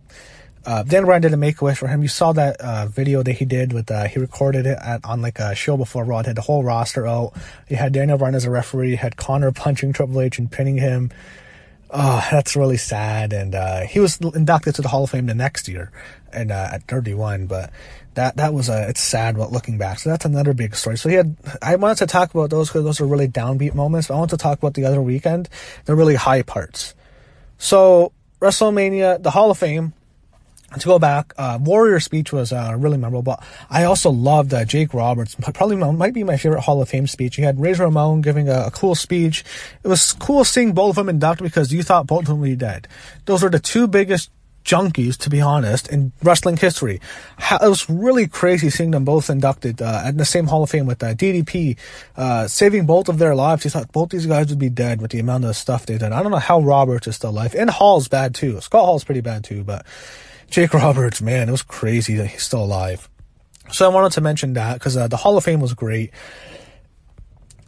And WrestleMania 30, it feels like a different era WrestleMania. Kind of like the first WrestleMania or WrestleMania 14. WrestleMania 30 feels like a new era because this is the first WrestleMania under the WWE network. The first pay-per-view under the network was 30. And this feels like a different show. It feels like something new is happening. Before the show, they had a whole bunch of panels before the show in New Orleans. New Orleans was such a great host. It was so awesome. I really wish I could have gone to see WrestleMania 30. And I think New Orleans was so great. Everything went so well in 2014 that 4 years later, they did 34. I think there's no way 34 happens that quickly if 30 didn't go so well. Now let's finally talk about the show that was WrestleMania 30. Because so much happened around the show. The actual show. We start off on the pre-show. We had a great Fatal 4-Way tag match with the Usos. They retained their titles. Then we get to the main card, and we start off with probably the greatest opening segment of all time. You had Hulk Hogan, Stone Cold Steve Austin, and The Rock in the same ring. Hogan comes out first. He was the host of WrestleMania, and he has probably the funniest botch you can ever imagine. He keeps calling the Superdome that they're in. He keeps saying it's the Silverdome, and the fans start chanting Superdome at him. He makes the botch a couple of times, and it was a really funny thing. And it was cool because Austin and The Rock, who came out later, ribbed him on it. And then he had Steve Austin come out, which was really cool. Seeing Hogan and Austin in the same ring because about 8 years ago, they were supposed to have a match. Hogan challenged Austin to a match. Austin couldn't do it. And I think Austin really didn't like Hogan for a while. And then finally, they kind of buried the hatchet on live TV. They were sitting next to each other at the Hall of Fame, and they finally have that moment, the face-to-face. They shake hands, Hogan and Austin. Austin gives them a lot of respect. And even though we'll never see the two of them wrestle, it was cool seeing them at a WrestleMania facing off. Then The Rock comes out. He puts Hogan and Austin over like crazy. And Rock was over. All three of them got big, huge pops. Hogan got a big pop. Austin got a massive pop. And The Rock got a massive pop. I did feel this might have been a crowd. I think Rock and Austin might have been bigger stars to this crowd than Hogan because I think this is more of an Attitude Era type of crowd because that's where they grew up more with Austin and The Rock and Hogan. But Rock was great. He was really entertaining. The three of them end like they all have a giant... They all drink beers together. It was a great opening segment. I loved it. Fans were just having a blast. And this made the fans so hyped up for the show. You couldn't have asked a better way to hype up a crowd for the show. And they were electric. They loved it. This crowd was one of the most famous crowds of all time because of what happened later. So then we go to another thing I love watching about WrestleMania 30 is they have these video packages. My two favorite video packages the companies might have ever done both happened on this show. It was the Daniel Bryan Monster video and then the Cena Legacy video, which I'll get to that match later. But Daniel Bryan has this most amazing video you can ever imagine, hyping up his career. You really want this guy to win. It's like they have to have this guy get his big moment. This whole thing with Daniel Bryan, WrestleMania, it was just a roller coaster ride going back to SummerSlam before the show. He wins the title, he beats John Cena, and then Triple H takes it away from him. He hits him with the pedigree. Orton cashes in Money in the Bank. They screw him. They screw him on the next show. He beats Orton again, but then you had that stupid crooked referee. Then you have Shawn Michaels turn on him. He's just being screwed. He gets screwed in real life because Dave Bautista comes back and he takes Daniel Bryan's spot. he gets the main event of WrestleMania. It's going to be Randy Orton, Batista. And I remember the internet in 2014. I remember that Royal Rumble. It was just crazy. The fans were so mad. The next year, it was even worse with Reigns. But this year, it was bad. It was in Pittsburgh. They shit all over that Royal Rumble like you wouldn't imagine. They booed Batista like crazy. And just so much was going on at this time. It was like 2014 was really a crazy year in terms of news stories. Because during that time at the Royal Rumble, CM Punk walked out. So that's another big story with CM Punk. And he had some chance on the show. As he walked out of the company, he was the biggest story for a while. So Batista is hated. This whole story is turned into real life influencing the story because the fans got Daniel Bryan this match. There was so much outrage, so much emotion, and what happened was so much that happened on Twitter and on Facebook with fans complaining, and on Instagram. They bled it over to the main crowd. The crowd hijacked every single Monday Night Raw going into WrestleMania. They hijacked it in Chicago. Every single place they went to, they hijacked every fucking show. They hijacked an Elimination Chamber show to make sure Daniel Bryan got in the main event, and they got what they fucking wanted. And that monster video was just, I love that video package. It's like, yes, like, this is what we wanted. We fucking had to fight for you, fight for Daniel Bryan, and the fans fought for Daniel Bryan. He got his moment. The fans got him there. And that was just an amazing story. And it's so much fun looking back to know the fans got so much power. They fought Vince McMahon to the tooth, and they won and said, fuck, you got it. Here you go. Damn it, here you go. They got Daniel Bryan to that match. It makes it better because it wasn't a WWE story. It's like the fans forced WWE's hands. That's what I think I love about WrestleMania 30. It makes it more sweeter. It's like we got Daniel Bryan to where he was. We got him the main event. I think that's why so many fans love WrestleMania 30, and I loved WrestleMania 30 as well. So when Triple H and Daniel Bryan start, you have another great segment, which was Triple H might be the best WrestleMania entrance of all time. He comes out as this giant golden king. This kind of really influenced by a lot of comic books. So he's sitting on this giant crown, and he's like this, it's almost a medieval king. I think that's a better term. He's like medieval. He has this golden crown that's made, I think it's like kind of a mask too. I think Tom Savini, who's a legendary horror graphic design, makeup artist, he designed the mask, which looked really great. Triple H comes out, and on the throne, there's this giant set, and there's this giant like Triple H skull. When he's sitting down, he has 3 servants, female servants. All of them became big stars on the main roster. It's kind of cool looking back because I like all 3 of them, and I really like watching them. I remember watching the WWE 24, and like all of them are so happy to be there. You have Charlotte, you have Sasha Banks, and you have Alexa Bliss. And it's really cool seeing the 3 of them interact with each other. And I've always thought, man, is there something with Alexa and Sasha? Do they hate each other? I really thought that because you can even see Sasha Banks talking to Alexa Bliss on this video, like during Triple H's entrance. It's like she's telling her what to do. I don't know. I mean, I've always wondered that because I don't know what happened between the 2 of them, but you don't get that when you watch that. Cause I have noticed that Sasha's telling Alexa what to do a lot when Triple H comes up. But the Triple H entrance was great. Daniel Bryan and Triple H had a fantastic match. Triple H went out there and he made Daniel Bryan look like $1 million. You can say what you want about Triple H, but he made Daniel Bryan look like $1 million out there. It was a great match. The only thing was Stephanie McMahon was annoying as fuck, even though she was looking smoking hot in her outfit. She was annoying as fuck during this match. She was, it's like, shut up, Stephanie. But she got to come up, it's later in the show. But Daniel Bryan wins. Match was great. They had Triple H beat him up after the match. I always thought it would have been better to hit him with the sledgehammer, but he beats him up with a chair. But the match was great. He had the Shield. They squashed the New Age Outlaws and Kane, which they really should have. That was perfect. Shield wins. Reigns, Ambrose, and Rollins all just crush them. That really needed to be a squash. Then you have the Andre the Giant Battle Royal. And the first half of the match was terrible. The second half was so much fun.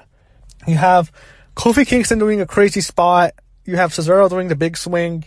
He had Ziggler getting treated like shit, as he always does. But he had Del Rio there. But you had a lot of cool eliminations at the end. And I loved the ending spot. To me, the ending spot just made the whole match for me. It's like it hit a home run the way it ended. So you have the Andre the Giant Memorial Battle Royal, which is a joke now, but the first one was done really well. How could you do a better tribute to Andre the Giant than to do the most famous spot maybe in wrestling history, and certainly the most famous spot when people think of Andre the Giant, they think of him being body slammed by Hulk Hogan. Can you think of a better way to end it than Cesaro lifting up the Big Show has him in a body slam instead of slamming him? He lifts him, he carries him over the top rope. The Big Show falls to the ground. How could you end a match better? Cesaro gets the trophy. That made Cesaro look like a superstar. It's like, holy shit. I remember, if you look at my LRMania Twitter, star is born. Cesaro's a star. Yeah, not so much now, but I remember thinking, this guy is a superstar. Everyone was tweeting that. They fell off a cliff so shortly after that when they put him with Paul Heyman and stuff on that. That Raw, by the way, after WrestleMania is so famous. Probably one of the most famous Raws of all time. You also had Paige making her debut. I almost think of WrestleMania 30 as the whole weekend. Everything that happened later. That Paige thing with her beating AJ Lee on Raw was crazy too. That was a big story. So after that, we go to the John Cena Bray Wyatt, which again, that legacy video for John Cena was amazing. I love the story. I sometimes go back and watch it. I think it's just an amazing video package with Cena and Wyatt. It's about them both, and Wyatt's really good. I really love the Eminem song with the legacy, and you hear the girl singing. And I'm not going to sing it, but it's really, really great hearing her. Her voice is just amazing. It blends so well with the feud and with John Cena's story. And the match, and Bray Wyatt has his own entrance. It has a voodoo style entrance. And then it was all right. He has a live entrance as well. I didn't think his character fit as much voodoo, but since it was New Orleans and he did the dark character, he was the guy for the entrance. They did some voodoo stuff. By the way, the set of WrestleMania 30, I didn't get to talk about that too. It's a giant Titan set. It's like basically the entire logo. The logo is really great. It's like kind of like the logo of WrestleMania is purple and gold, and the texture looks great. It's such a great WrestleMania to look at. It has one of the coolest designs. The purple and gold make it look really, really good. It's a visually stunning set. The 3 X's stand for the 30. The set is amazing. It's an amazing show to watch. It's really a beautiful set, and it has the entrance on the ground too. I think that's the first time they did that. So it looks really good, and they put a lot into this Mania. But Cena and Wyatt, the match is okay. John Cena won. It pissed everyone off. I really thought Bray Wyatt should have won. I was disappointed that he didn't win, but they did go with Cena. You kind of knew Cena was probably going to win. Yeah, Bray Wyatt went downhill after this, but still, I really liked the presentation of the show. The match itself, it was okay. It was more so Wyatt trying to get Cena to snap. It was a decent match. It was good at parts, but it was a little bit slow, but it didn't bother me as much looking back, because I don't think Bray Wyatt's really that good. And he's really exposed himself. This guy's not that good. It was going to happen anyway. Then you have the Hall of Fame, and then have everyone come out. And then you go to the most shocking moment in the history of wrestling, Brock Lesnar and The Undertaker. So the match happens. They have Undertaker has an entrance that really foreshadows everything. So the third big entrance is Taker's entrance. He comes out with caskets of all the guys he's beaten at WrestleMania. Brock Lesnar is the last casket. It says 22-0 with the WrestleMania 3 logo. And Undertaker uses his giant lightning and he sets the casket on fire. That was really foreshadowing. I was thinking, man, maybe Undertaker's not going to win. I didn't think at all like that during the match, because I didn't like this match was not a good match at all. But when you look back and watch the show, that's really great foreshadowing of what would happen later. It was designed to make you think that way, even though no one in the world bought Brock Lesnar as a serious threat, because the build-up to the match sucked. It was not good at all. Anyway, the match. Horrible match. Okay, maybe not horrible, not good. For Undertaker WrestleMania match, yeah, not good. Because he had all those great matches before that. He had a great match with CM Punk the year before that, too, which was great. But the match they have, not good. Let's just talk about the ending. I'm still shocked looking back. I was watching this recently on the WWE Network. When Brock hits that F5, 1, 2, 3, the streak is over. You hear Michael Cole. And Michael Cole has said that so many times at WrestleMania, you don't believe he's done that in every single Undertaker WrestleMania match. The streak is over. The streak is over. Undertaker's kicking out. Vince is telling him to do that, but he ruins the moment sometimes. Here he finally says it. The streak is over. Brock Lesnar pins The Undertaker. 1, 2, 3. You see the one fan, we all know who he is. I think he's even worked for WWE. His name's Ellis May or something. He is fucking stunned. He looks like you've seen a ghost. His eyes are white. Like, you can see the white of his eyes. Like, he just saw the scariest thing you can ever imagine. He is fucking stunned. There's people stunned. There's this guy and his girlfriend. He is so stunned. His girlfriend is stunned. There's girls crying. There's a guy, like, scratching his face when Brock leaves. You can see grown men crying. whatever you might think of wrestling fans, if you have something that makes people in the audience cry, some of them furious, some of them just stunned. I couldn't talk. Remember walking around my living room, watching the show, like, what? What's going on? What's going on? Wait, what the fuck? What the fuck? What the fuck? What the fuck? What the fuck? That's what I was saying. What the fuck? What the fuck? What the fuck? What the fuck? What the Undertaker lost his streak. I couldn't believe it. The streak was never supposed to end. I was mad. I didn't want to see the streak end. I was a huge Undertaker streak fan. I was a fan of the Undertaker's, and I loved the streak. I didn't want to see the streak end. I wanted to see Undertaker retire. I was thinking to myself, at WrestleMania 30, we knew 2 years in advance that the 32 would be in Dallas, Texas. Alright, Undertaker wrestles at 30, beats Brock, he'll beat someone else at 31. At 32, he wrestles in Texas in front of 100,000 people. That's his final match. Brock pins Undertaker. The audience is in a state of shock. I was fucking stunned. I couldn't believe it. You have Heyman with the epic reaction. Of course, he would go on. My client, Brock Lesnar, conquered the streak on Raw for like 6 months after. It was annoying as hell, but what the hell? Undertaker lost. The streak's over. No one thought Brock would win because Brock wasn't built up well. He had a horrible feud at Triple H he was coming off of. He didn't have much to do with the main roster, and this made Brock a major star. I couldn't believe The Undertaker lost his streak. I was like, what? Undertaker lost to Lesnar. Undertaker walks off. It looks like it's over. I remember thinking, all right, it's his last match. He's retiring. And they set it up like a retirement. He had the big walk off like Rick had, like Shawn had. Fans were chanting, thank you, Taker at the end. I think the fans, they knew Taker was retiring. So that's why I think they weren't as mad as they were when it first happened. But I don't remember anything from the next match. After Undertaker leaves, it's like, the streak's over. I was thinking it was a botch. I was thinking for sure the referee botch. I was thinking the referee's going to come out. It's going to be like a giant April Fool's Day joke or something. The streak was really over. Undertaker, when it finally said 21-1, I was like, oh my God, it's over. I remember thinking to myself, Undertaker called it in the match. He said, I'm not going to lose. It was his decision. It was actually Vince's decision. I think the whole thing was to get Roman Reigns over so he can beat Brock and make Brock a super heel. But, yeah, oh my God. I couldn't believe it. So I remember nothing about the next match. It had AJ Lee come and go and retaining her women's title, or the Divas title at the time. She submitted, I think it was Naomi, and the Bellas were there. I think no one was expecting AJ to win because of her relationship with CM Punk. And there was some CM Punk chants, and it was actually the next night when the bigger story happened when she loses to Paige. And then we get to the main event, the triple threat match. Randy Orton against Batista against Daniel Bryan. So Orton has a live performance. Batista comes out. I kind of feel bad looking back at this. He took all the heat for this, and it was really on Vince and Triple H, especially Vince not giving Daniel Bryan the main event in the first place. But fans hate Batista here. Daniel Bryan comes out, and this match was like a roller coaster ride. Also, I want to mention, before they had the tribute to WrestleMania 1, they had all four of the guys in WrestleMania 1. Hogan, Mr. T, Mr. Wonderful, Paul Orndorff, and Roddy Piper. They had them all shaking hands. That was a cool segment. Even though I think even this main event was a little bit hurt early because the fans are still shocked. But as the match goes on, during the middle of the match, this match explodes into a classic match. This was a roller coaster. This whole weekend was a roller coaster of emotions. Sad, up, down, happy, cheering. WrestleMania 30 gave you every single emotion you can imagine. It made you happy. It gave you a nostalgic moment seeing Hogan, Austin, and Rock.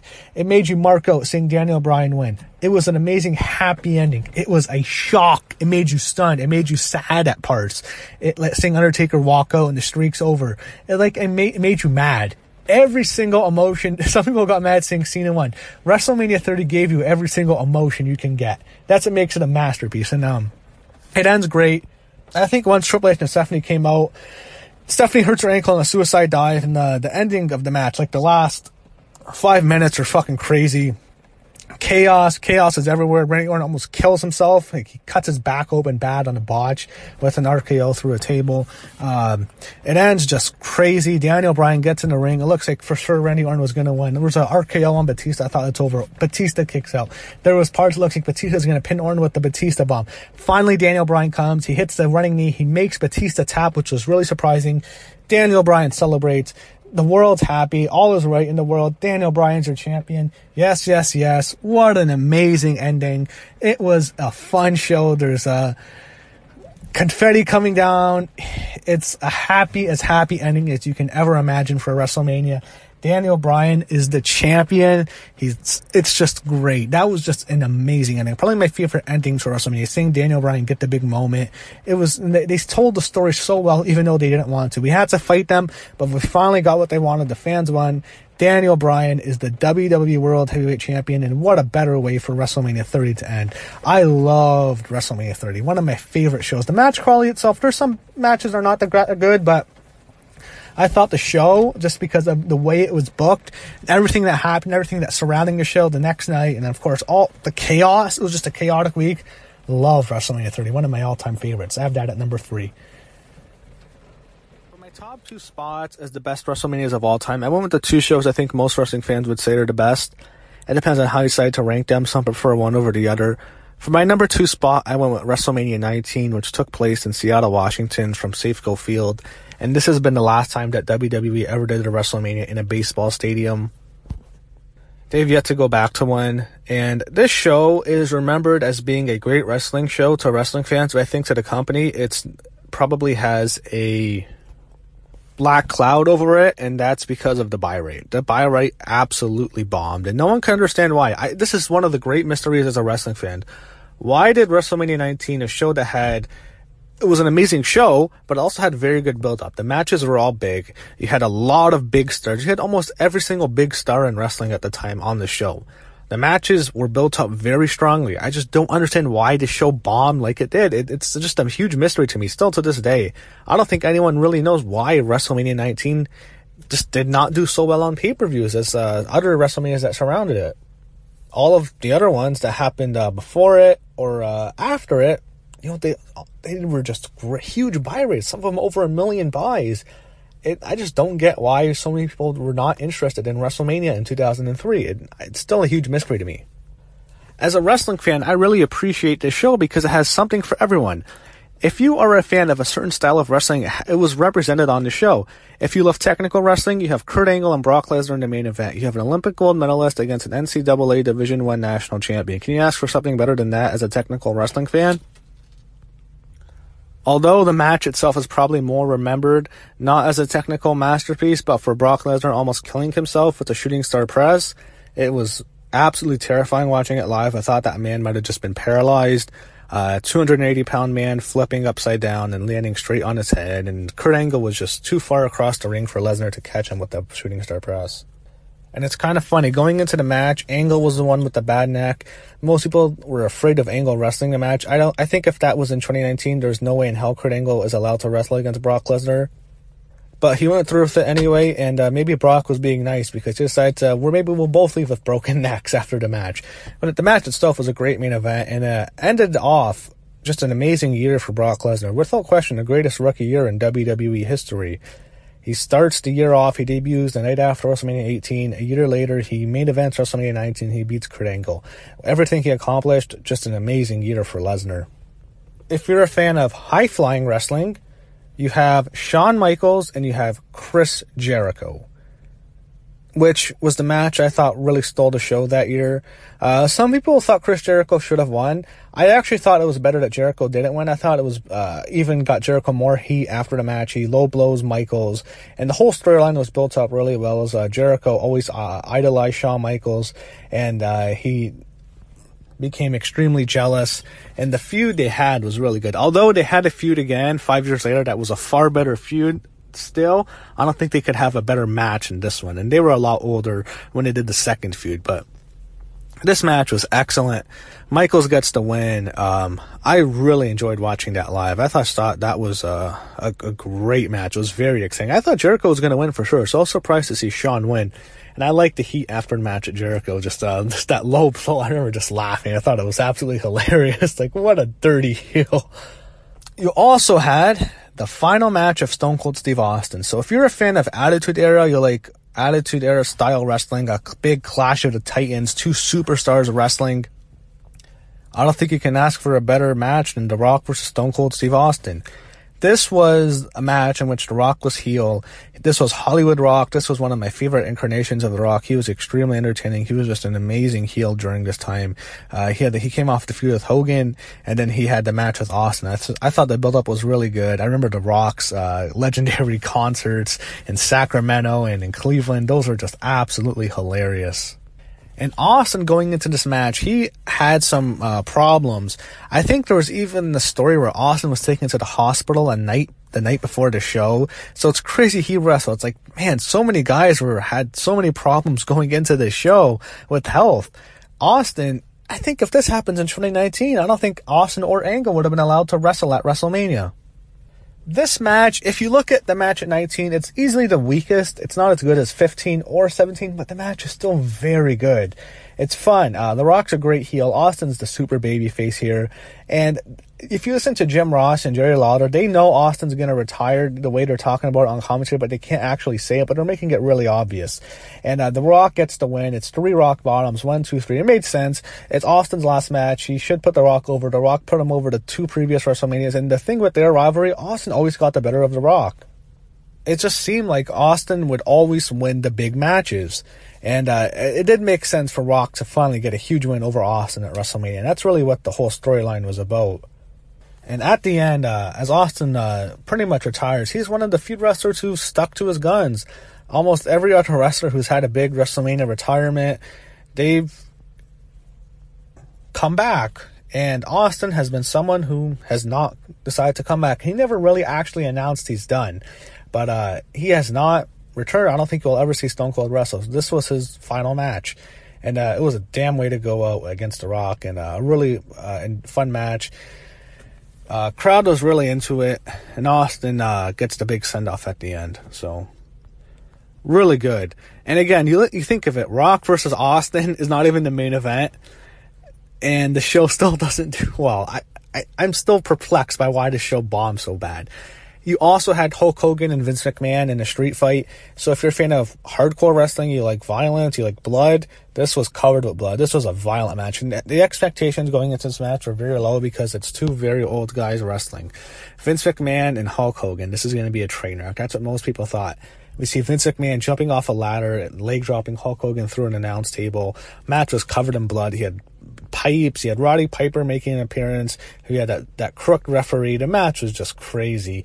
It was a hell of a battle. Vince is fucking crazy, and Hogan's a little crazy too, but Vince is a psychopath. The stuff this guy does to get the product over, he'll just beat himself to a bloody pulp.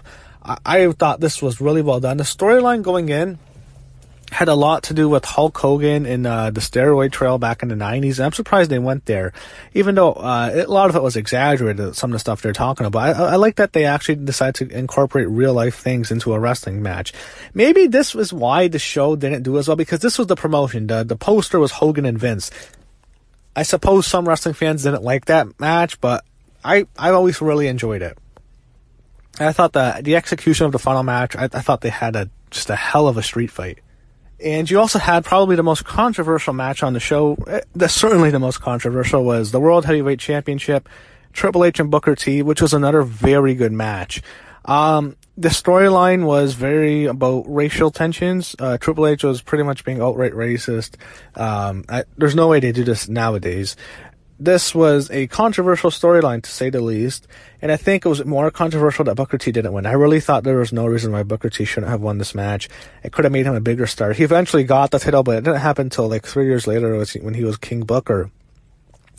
I thought if Booker T could have been a much bigger star in the WWE if he had beaten Triple H, there was no reason why he should have lost this match. You look back on it, it's a really good storyline that had to happen at the worst time, because this was in the time of the Triple H reign of terror. This is when Triple H was absolutely despised on the internet. He buried Rob Van Dam, he buried Kane, he buries Booker T, buried everyone, almost buried Goldberg. he was burying, like, people hated Triple H at this time, and it was absolute bullshit. He beat Booker T. It made no sense at all. Why? I mean, it would have been a great story to have Booker T win, but I think the problem was, some people call Vince racist and WWE's racist. I think because Brock Lesnar was their guy, and he was getting the big moment, I don't think they decided we're not going to have two major title wins because they don't want one to overshadow the other. And if Booker won, it would have been in the middle of the show, whereas Brock was the main event. So I think they wanted Brock to have the big title win. And I think that's why, but, yeah, the wrong guy won. But the match itself was very good. So you look at those 5 matches, I would call Brock and Kurt great. I'd call Rock and Austin great. I'd call, Michaels and Jericho excellent match of the night. And I'd call Hogan and McMahon very good. And I'd call, Triple H and Booker T very good. So 3 great matches, 2 very good matches. The rest of the show, I mean, there's some bad stuff. You had Limp Bizkit, unfortunately, had to perform. They played The Undertaker out to the ring when you had that handicap match against A-Train in the Big Show, and he was supposed to team up with Nathan Jones. That sucked.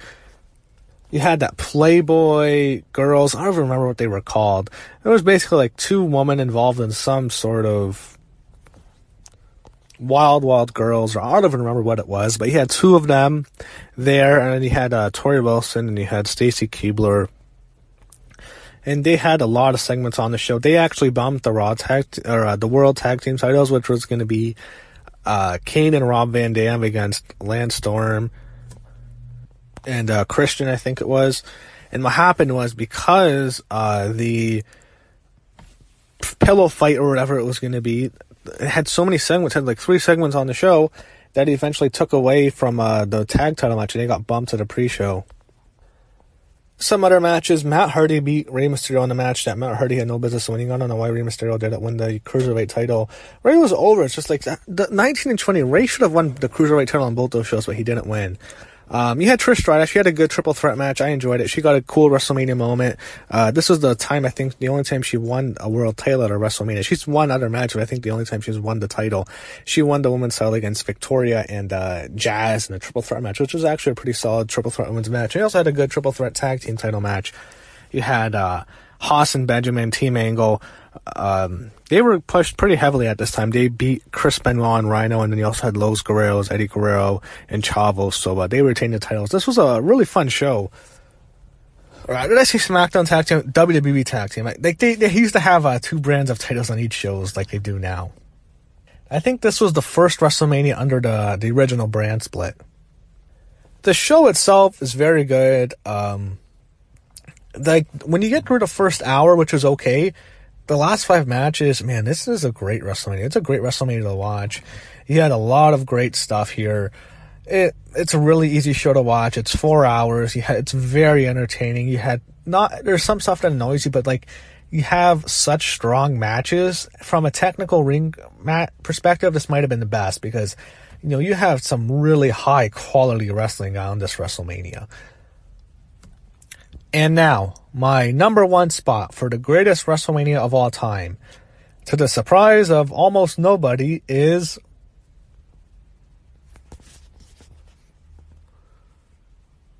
WrestleMania 17, better known as WrestleMania X7, which is, without question, the greatest WrestleMania of all time. I think most fans would say it's 17. I don't think there's anything even close. And as great as 19 was, 19 is pretty much a great number 2 as the second best WrestleMania. But in terms of being the best, I think 17 is just incredible. I think it's by far the best. It's an amazing show, and it's a really fun show to watch. I always love going back and watching 17. Mainly because so much was going on at the time. I really wanted to focus on 17, but it's hard not to talk about everything else, because WCW ran their final Nitro 6 days before the show, and he had that great promo with Shane McMahon announcing he's the owner of WCW, a great way to hype up his match with Vince. And there was a lot of speculation going into the show that WCW wrestlers were going to invade the show. Some people thought they might invade the main event. Most people thought they would come in during the Vince and Shane match and help Shane win. But a lot of people thought the invasion was going to start. I was expecting a lot of WCW names. I was thinking, are we going to see Goldberg? Are we going to see Sting, Hogan, the NWO, Flair? Are we going to see some of the big names, Luger, Steiner? Who are we going to see? And eventually we just got some WCW mid-carders in a suite on this show. We got to see them in a box. So that's all we really got. And the show, I mean, the build-up was great. The greatest video package of all time was on the show, and had a great song. And I mean, a lot of people hate Limp Bizkit. WWE used them too much around this time. They loved their Limp Bizkit. They had them as their theme song for WrestleMania 17 and 19. So hopefully they can do another Limp Bizkit, because that's 2 home runs. I mean, the 2 best WrestleManias of all time. And Austin and Rock video package was fucking crazy. I mean, that was without question the greatest video package WWE has ever produced. What a match. If that doesn't get you hyped up to see a match, if that doesn't give you the chills, if that doesn't make you excited as a wrestling fan, nothing will. That was fucking amazing. I just loved it. I love how they showed the 2 of them backstage and Austin saying, I have to beat you, Rock. I have to beat you. And then you have Rock saying, I will give you everything. And then they have the big stare down, and then they have the music playing, and they attack each other on Raw and SmackDown, giving each other's finishers. That stuff was just great. How could you not be excited? The 2 biggest stars at the time, 2 of the 3 biggest stars, at least in the history of the company. Go back and watch this. This is a show that holds up. This is a show you should go back and watch. Just a masterpiece of a show. I love the whole stuff with the main event. And I love the song. I love My Way. I still listen to it to this day. I love listening to it. It reminds me of WrestleMania 17. Say whatever you want about Limp Bizkit. They also had another big song. The Undertaker had his Rollin' song. So, yeah, they really were... Vince really liked them a lot. Now, this show took place in Stone Cold's home state. It was in Texas. It was in Houston, Texas, the show, the city it was in. And it took place in the Astrodome, which was the home of the Houston Astros at the time. And I think Houston just lost its football team. So that might have played in part of why Houston went after WWE. They really wanted them in for WrestleMania. They were willing to bid. Yeah, I heard Bruce Pritchard talk about this on the latest Something to Wrestle with Conrad, and he's saying, they really pursued this WrestleMania. Houston wanted it, and thank you, Houston, because this was an amazing show. This felt like a major deal, because this was a WrestleMania I think was one of the most important WrestleManias, because it made it an event. It was more so just a show. This made WrestleMania like an all-week thing. I think they really went all in with Access. It had all the big stars at the Access show, if they even showed the video package during the show of people interacting at Access, that would just have been awesome. I mean, imagine wrestling in 2001 with all those big stars all at Access. That would have just been the shit, man. That would have been great to go to if you're a wrestling fan. And they made Houston a hell of a lot of money. So much so, with everything, they made so much. This was the most profitable show they ever did at the time in terms of the gate, the attendance, and the buy rate. The buy rate was the biggest WrestleMania buy rate of all time when it first happened. It went over 1 million buys, first time in history. The show was a massive success. And I really think this show made WrestleMania really special to a lot of fans, because WrestleMania wasn't that special before this. The last few years, it really wasn't much different than any other show. I remember watching WrestleMania 2000, WrestleMania 15, maybe not WrestleMania 14, that felt like a big show, but 15 and 16, they don't feel much different than any other WWE pay-per-view, but this show was a mega show. This felt like a huge deal. And they haven't been in a stadium, I think since WrestleMania 8, so they were going back, and this really, you watch the show, it's something special. The set looks amazing. I love the WrestleMania X7 Titantron. It was supposed to be bigger. I was actually listening to the Something to Wrestle podcast. It was supposed to go up to the ceiling of the Astrodome, which would have been absolutely insane, but I think it was blocking people's views, so they had to make it a lot smaller, but it still looked really cool. I like how it says WrestleMania and X7 on the other side. I like the ring. I like the blue and gold theme to it. I think the texture of the show looks really good. I love the whole stadium set. I like the way it looks. It looks different. It doesn't look like any other show, and the WrestleMania should look different. It should feel special, and this show really has that. You look at the show, it feels like this is really something that doesn't really happen very often. So it felt like a different style of WrestleMania because of how hot the product was at the time. And everything surrounded it, with WCW and all of that. So, you have the WCW really played a big role in the Vince and Shane match too. Even though a lot of people thought there would be some run-ins, we didn't get that. They had all a bunch of mid-carders in a sweet box, at the stadium. So they had not even mid-card, some lower carder guys. But this was such a huge newsworthy time for the company. And you also had the XFL, which was just bombing. It was pretty much dead. So a lot of talk with the WWE and We start the show. They have one of probably my favorite video package to start a WrestleMania. I love the opening video package. I thought it looked really cool. I like the theme of it with the older people, like the Indians, and they have the kind of like the walkie-talkies, and it's like it looked really cool. I was a fan of that. And then we have the first match. It's Chris Jericho, William Regal. That match itself, it's okay. I mean, as an opening match, they did what they had to do. You think Jericho and Regal, two great wrestlers, you expect a great match. You didn't get that at all here, but I felt like they were going for more of a babyface win for Jericho, and it was just a way to get the crowd into, and that's how they had openers back then. They didn't have openers going out and just tearing the host down. That's how they kind of did openers back then, was to get the fans into it, and the fans really liked Jericho, and Jericho retained the Intercontinental title. He had a really great backstage segment with the APA, had Bradshaw and Farouk and Jackie backstage, and Bradshaw's just pro-Texan, like really patriotic Texan speech here. It was really, really good. And the match they had against the Right to Censor, and they teamed up with Taz to take on the Right to Censor. It was pretty much a squash. There wasn't nothing much to it. They just crushed them. The Right to Censor, man, they sucked. They were fucking horrible. They were the worst. I hated those guys. Then you go to a triple threat match with the Hardcore title. You had Raven, Big Show, and Kane. I loved this match as a kid. I remember this was probably one of my favorite matches to watch as a kid. I really didn't understand as much great wrestling was back then, but I loved the backstage stuff. I laughed my ass off. I remember loving when Kane threw Raven through glass. It was fake glass, but it looked real to me, damn it. And then Big Show and Kane crashing through the wall, which looks so bad and so cheap. But it's so cheesy, I like it. I really love the match. And you have the golf cart chase. I heard that was supposed to go on for longer, but I think someone crashed a golf cart. I think Big Show or Raven might have lost control. That was supposed to go on for a while. That was really cool. I love the backstage stuff. And then it ends with Kane giving Big Show the big boot while he had Raven up on his shoulders, and they both fall and off the stage into a set. And Kane does a big leg drop and wins. I really like that. He had Eddie Guerrero on Test for the European title. This was okay. I mean, Test really wasn't any good. I know he's passed away, but I think Eddie really carried him, gave him the best match he could. Eddie gets the win. Eddie Guerrero was he was such a great wrestler. The match itself was okay. And then we have the first really great match on the show. Kurt Angle and Chris Benoit, a great match, a great technical match. The story was great. The whole story was about submissions. It was about Angle wanting to get Benoit to tap out to the ankle lock, and Benoit wanting to get Angle to tap out to the crippler crossface. And they told a really good story. And I like at the end, Angle is desperate. He can't get Benoit to tap out.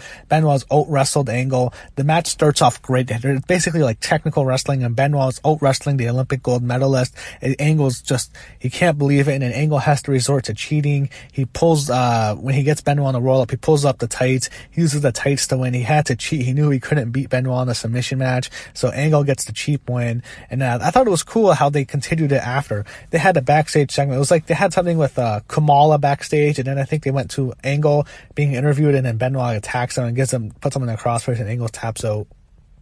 That was a really well done match, and a really good done post-match too. You had China destroying Ivory, which was great. Ivory was the champ. Some people complained. I was thinking this is perfect. We wanted to see China kill Ivory. Did the whole thing at the Royal Rumble, in which Ivory had that metal plate, and it was cool to see China just beat the shit out of her and crush her. And that's the only time China really got her WrestleMania moment. Then you went to the McMahon street fight, and expectations were very low. No one thought it's Shane McMahon, it's Vince, this is going to be horrible. You had Mick Foley as a special guest referee, and the storyline itself was very controversial. You had Vince McMahon forcing Trish Stratus to bark like a dog. You had Stephanie McMahon humiliating Trish with Vince. The whole storyline was Vince and Trish were romantically involved, and Linda McMahon slips into a coma, and she's in a wheelchair, and Stephanie is just saying the worst things to her mother. She hates Trish, and the whole thing with Trish and Stephanie with that stupid mop. They had the match at No Way Out, which was actually a really fun match to watch, but the way Vince, he makes Trish bark like a dog, it's just embarrassing. So the match itself is very controversial. WCW, Shane, he's the owner of WCW in this match, so that was played up well, but I think, man, I'm surprised at Linda McMahon being so involved in politics. She works in Donald Trump's cabinet, or I think she might have left, but she's going to get another job with this campaign. I'm surprised no one has brought this up because, man, even in 2001, people are ripping on this. This is pretty bad. The match itself was a lot of fun. It was a hell of a match. Shane using the kendo stick, the trash cans. He does the big thing, an elbow drop through announcer's booth. Mick Foley was great here. He took a bad chair shot to the head, which, man, this guy. And then I love the ending. One of the biggest pops you'll ever hear. Probably the biggest pop of the night. Vince has Shane cornered. He has a trash can. He's about to crush him. And you see Linda McMahon being forced to sit on a chair in the ring. And then Linda sits up. She gets up. She gets to her feet. The crowd loses their fucking mind. One of the biggest pops. A pop for Linda McMahon. Vince turned around. He's shocked. And Linda just kicks him in the nuts. It was incredible. The ending was just awesome. It was a really great mark-out moment. They attack Vince. Foley beats the shit out of Vince. And then Shane, he grabs the trash can. He puts it on his father in the corner. He does the first ever coast to coast. He jumps coast to coast, crushes Vince with the trash can. 1, 2, 3. I loved it. I thought that was booked to perfection. That almost stole the show. I just thought the crowd reaction was great. I loved the McMahon street fight. Then we went to the match that was probably the craziest match the company's had. Maybe only other than The Undertaker Mankind Hell in a Cell in terms of extreme, but this was fucking insanity. How are these guys still walking? It just surprised me. Some of them are retired. Edge and Christian are both retired. The Hardys, Matt Hardy can barely move, let's be honest. Sorry, Matt. Jeff Hardy, I don't know the amount of problems he's going to have later in his life. The Dudleys didn't seem to take, may not have taken as much, but the Hardys in particular, Jeff, this is fucking insanity. It's hard to even enjoy watching it because it's so fucking crazy. And back then, I was just going crazy. These are my favorite matches. My favorite matches to watch as a kid were the TLC matches. I loved the first match, the Triangle Ladder match at WrestleMania 2000. The SummerSlam match, the first TLC at 2000 was incredible. I love that. And then the WrestleMania 17 match was just even crazier. I think the SummerSlam match might be my personal favorite, to be honest. But I thought the 17, in terms of extreme, and the things you saw here are fucking insanity. Edge spearing Jeff Hardy while he's hanging up from a title belt. It's like, oh my god, that is so dangerous. How the fuck? Someone could have easily died. It wasn't too long ago when they had Owen Hart die. Are they still doing these crazy stunts? It is fucking crazy looking at that. Jeff Hardy is hanging 20 feet in the air from a title belt. Edge spears him and they go crashing to the ground. It could have been dangerous for both of them. It's ugh. And then another big spot. Jeff Hardy does a swanton bomb. I think, what you had in this match was really cool was, the Hardy Boys had Lita, the Dudley Boys had Spike Dudley, and Edge and Christian had Rhino, and all three of them got involved. So it kind of became a triple threat 6-man tag with each of them having their own member. Edge spearing Lita was just brutal, man. What an asshole heel. You had, one of the craziest parts was, I think Rhino almost kills Matt Hardy with a gore through a table on the corner. It just looked horrible, really bad for Matt. You have Jeff Hardy doing a double swanton bomb onto Rhino and Spike off a massive ladder that was just a giant ladder on the outside through a table. 2 tables, look crazy as fuck. Another part, Matt Hardy and Bubba Ray Dudley do the big spot. They get thrown off the top of a ladder through a stack of 4 tables, which was just nuts.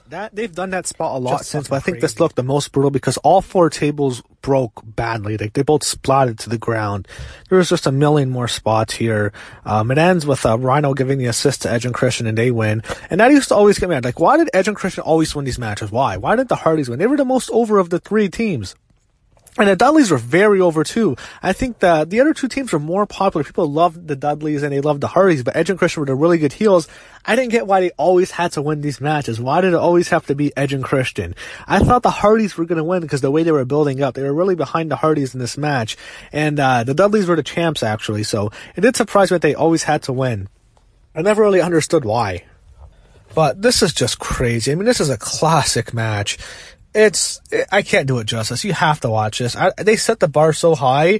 It's gone to the point where ladder matches just can't top it. I think ladder matches post 2000 to 2001, post that, it's gone to the point where they just can't top these matches. They're just so crazy and they can't do the stuff they did in 2001. Just excellent. Just an excellent match. We went to the really only terrible thing on the show, which was the stupid gimmick battle royal. Yeah, the Iron Sheik had to win because he couldn't take a bump, which is funny. I think you had Hillbilly Jim there, you had Sergeant Slaughter, you had Slaughter choked out the Sheik after the match, but yeah, the match itself, the best part, however, was one of the greatest lines in WrestleMania history. On commentary, you had, they brought back Mean Gene Okerlund and Bobby the Brain Heenan, and as the Iron Sheik's making his way out to the ring, Heenan gives probably my favorite line ever from WrestleMania from commentary. He says, it'll be WrestleMania 37 by the time the Iron Sheik gets to the ring, because the Sheik was walking really slow and he was in bad health. Oh my God, I still laugh my ass off, man. I miss Bobby Heenan. And it's sad, man. Both Bobby Heenan and Mean Gene are both gone. Oh man, Heenan was just hilarious. He was cracking me up. That was one of my favorite lines. At WrestleMania 37 in 2 years, if the Iron Sheik is still alive, hopefully, WWE, I will be so mad at you if you don't do this. Have the Iron Sheik walk to the ring and say, Bobby Heenan, I love you, Bobby Heenan. Please, WWE, do that. Because, oh man, that would have been great. I loved WrestleMania 17. It's just, it's such a fun show to watch, even though the match itself was fucking horrible. Then we go to the co-main event, Undertaker and Triple H. This is the American Badass Undertaker, so they both had big entrances, actually. Triple H had Motorhead playing him out to the ring. And then he had the Undertaker, and the ramp was really long, so he had his motorcycle, and he rides his motorcycle in full force down the ramp, and it looks really cool. He's played out to Rollin'. The match itself, I mean, I think the two matches they had years later at 27 and 28 were both better than this, but this was still very good. Undertaker's American Badass isn't necessarily, remembered so fondly to fans, but here, it's more of a brawl. They fight throughout the crowd for about half the match. It was a battle in the crowd, and you had the Undertaker chokeslamming Triple H off like a set. However, like you can see a crash pad, and he does the elbow drop on the crash pad. Once they got back to the ring, that's when it got really, really good. You have Undertaker hit the tombstone, which you never saw in years, but the referee's out. Undertaker goes for a last ride to put Triple H away. Triple H has a sledgehammer. He cracks Undertaker over the head. Undertaker got hurt, actually. He's bleeding. It looks like Triple H won. Undertaker kicks out. It was so exciting at the end. Triple H just has him in the corner. And a spot that has been duplicated since many times after this was whenever a wrestler is punching another wrestler in the corner, and when it's the Undertaker, he just counters in. He ducks down, he hits the last ride, and that's how the match ended. It was a really cool spot. Undertaker gets the last ride. 1, 2, 3. Great match. Undertaker wins in his hometown of Texas. Really hell of a co-main event. And then we get to the main event. Love the video package. Austin and Rock.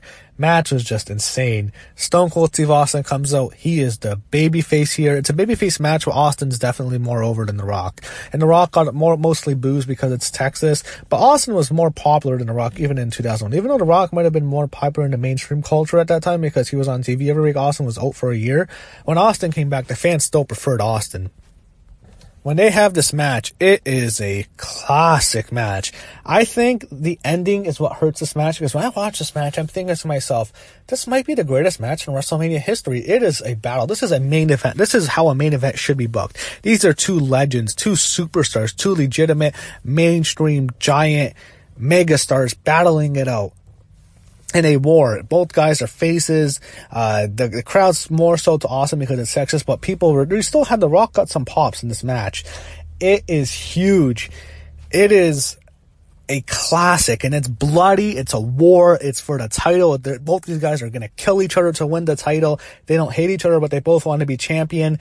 It tells a great story, and you had a lot of blood. Rock gets cut open first, and Austin gets cut open. He had so many cool spots.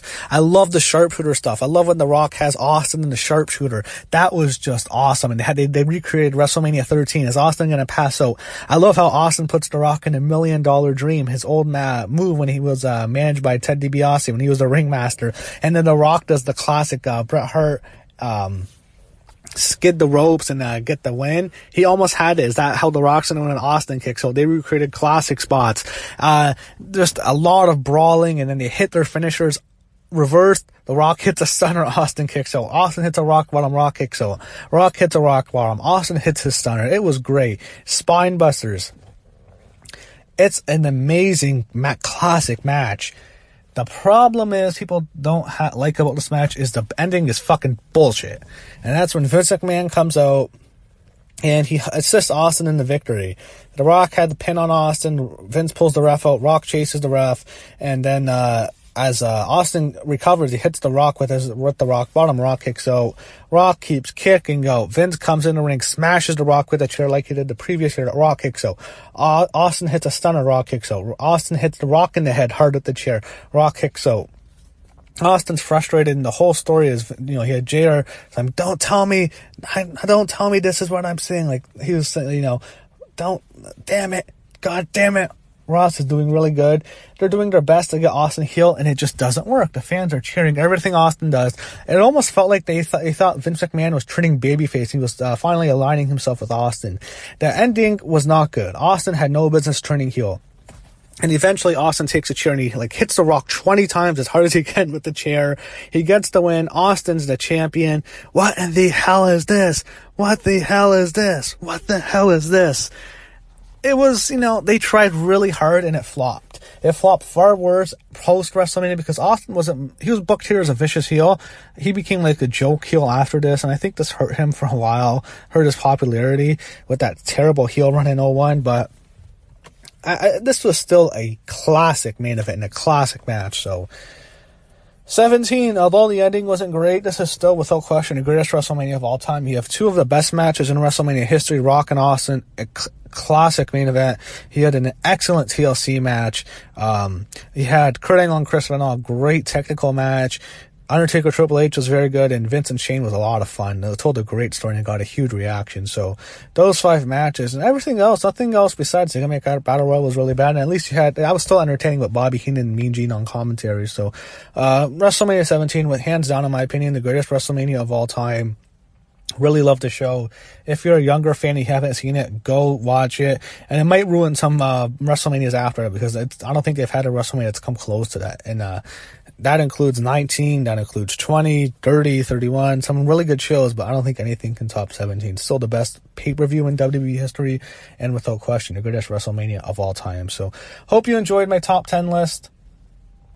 If you haven't seen my previous 2 videos, watch 34 to 23 and then watch 22 to 11 before you watch this if you want to get the whole thing. Really try to give the best WrestleManias of my time justice. Really wanted to rank them all. So I hope you enjoyed this video. I'll have the rankings in the description. And hopefully we get a great WrestleMania in a week. Hopefully WrestleMania 35 from this Sunday can be number 1. I doubt that will happen, but maybe you never know. So hopefully we got a great show. And it's WrestleMania season. Love WrestleMania season. My favorite time of the year as a wrestling fan. So hope we all enjoy it. And hopefully we get a great WrestleMania in a week.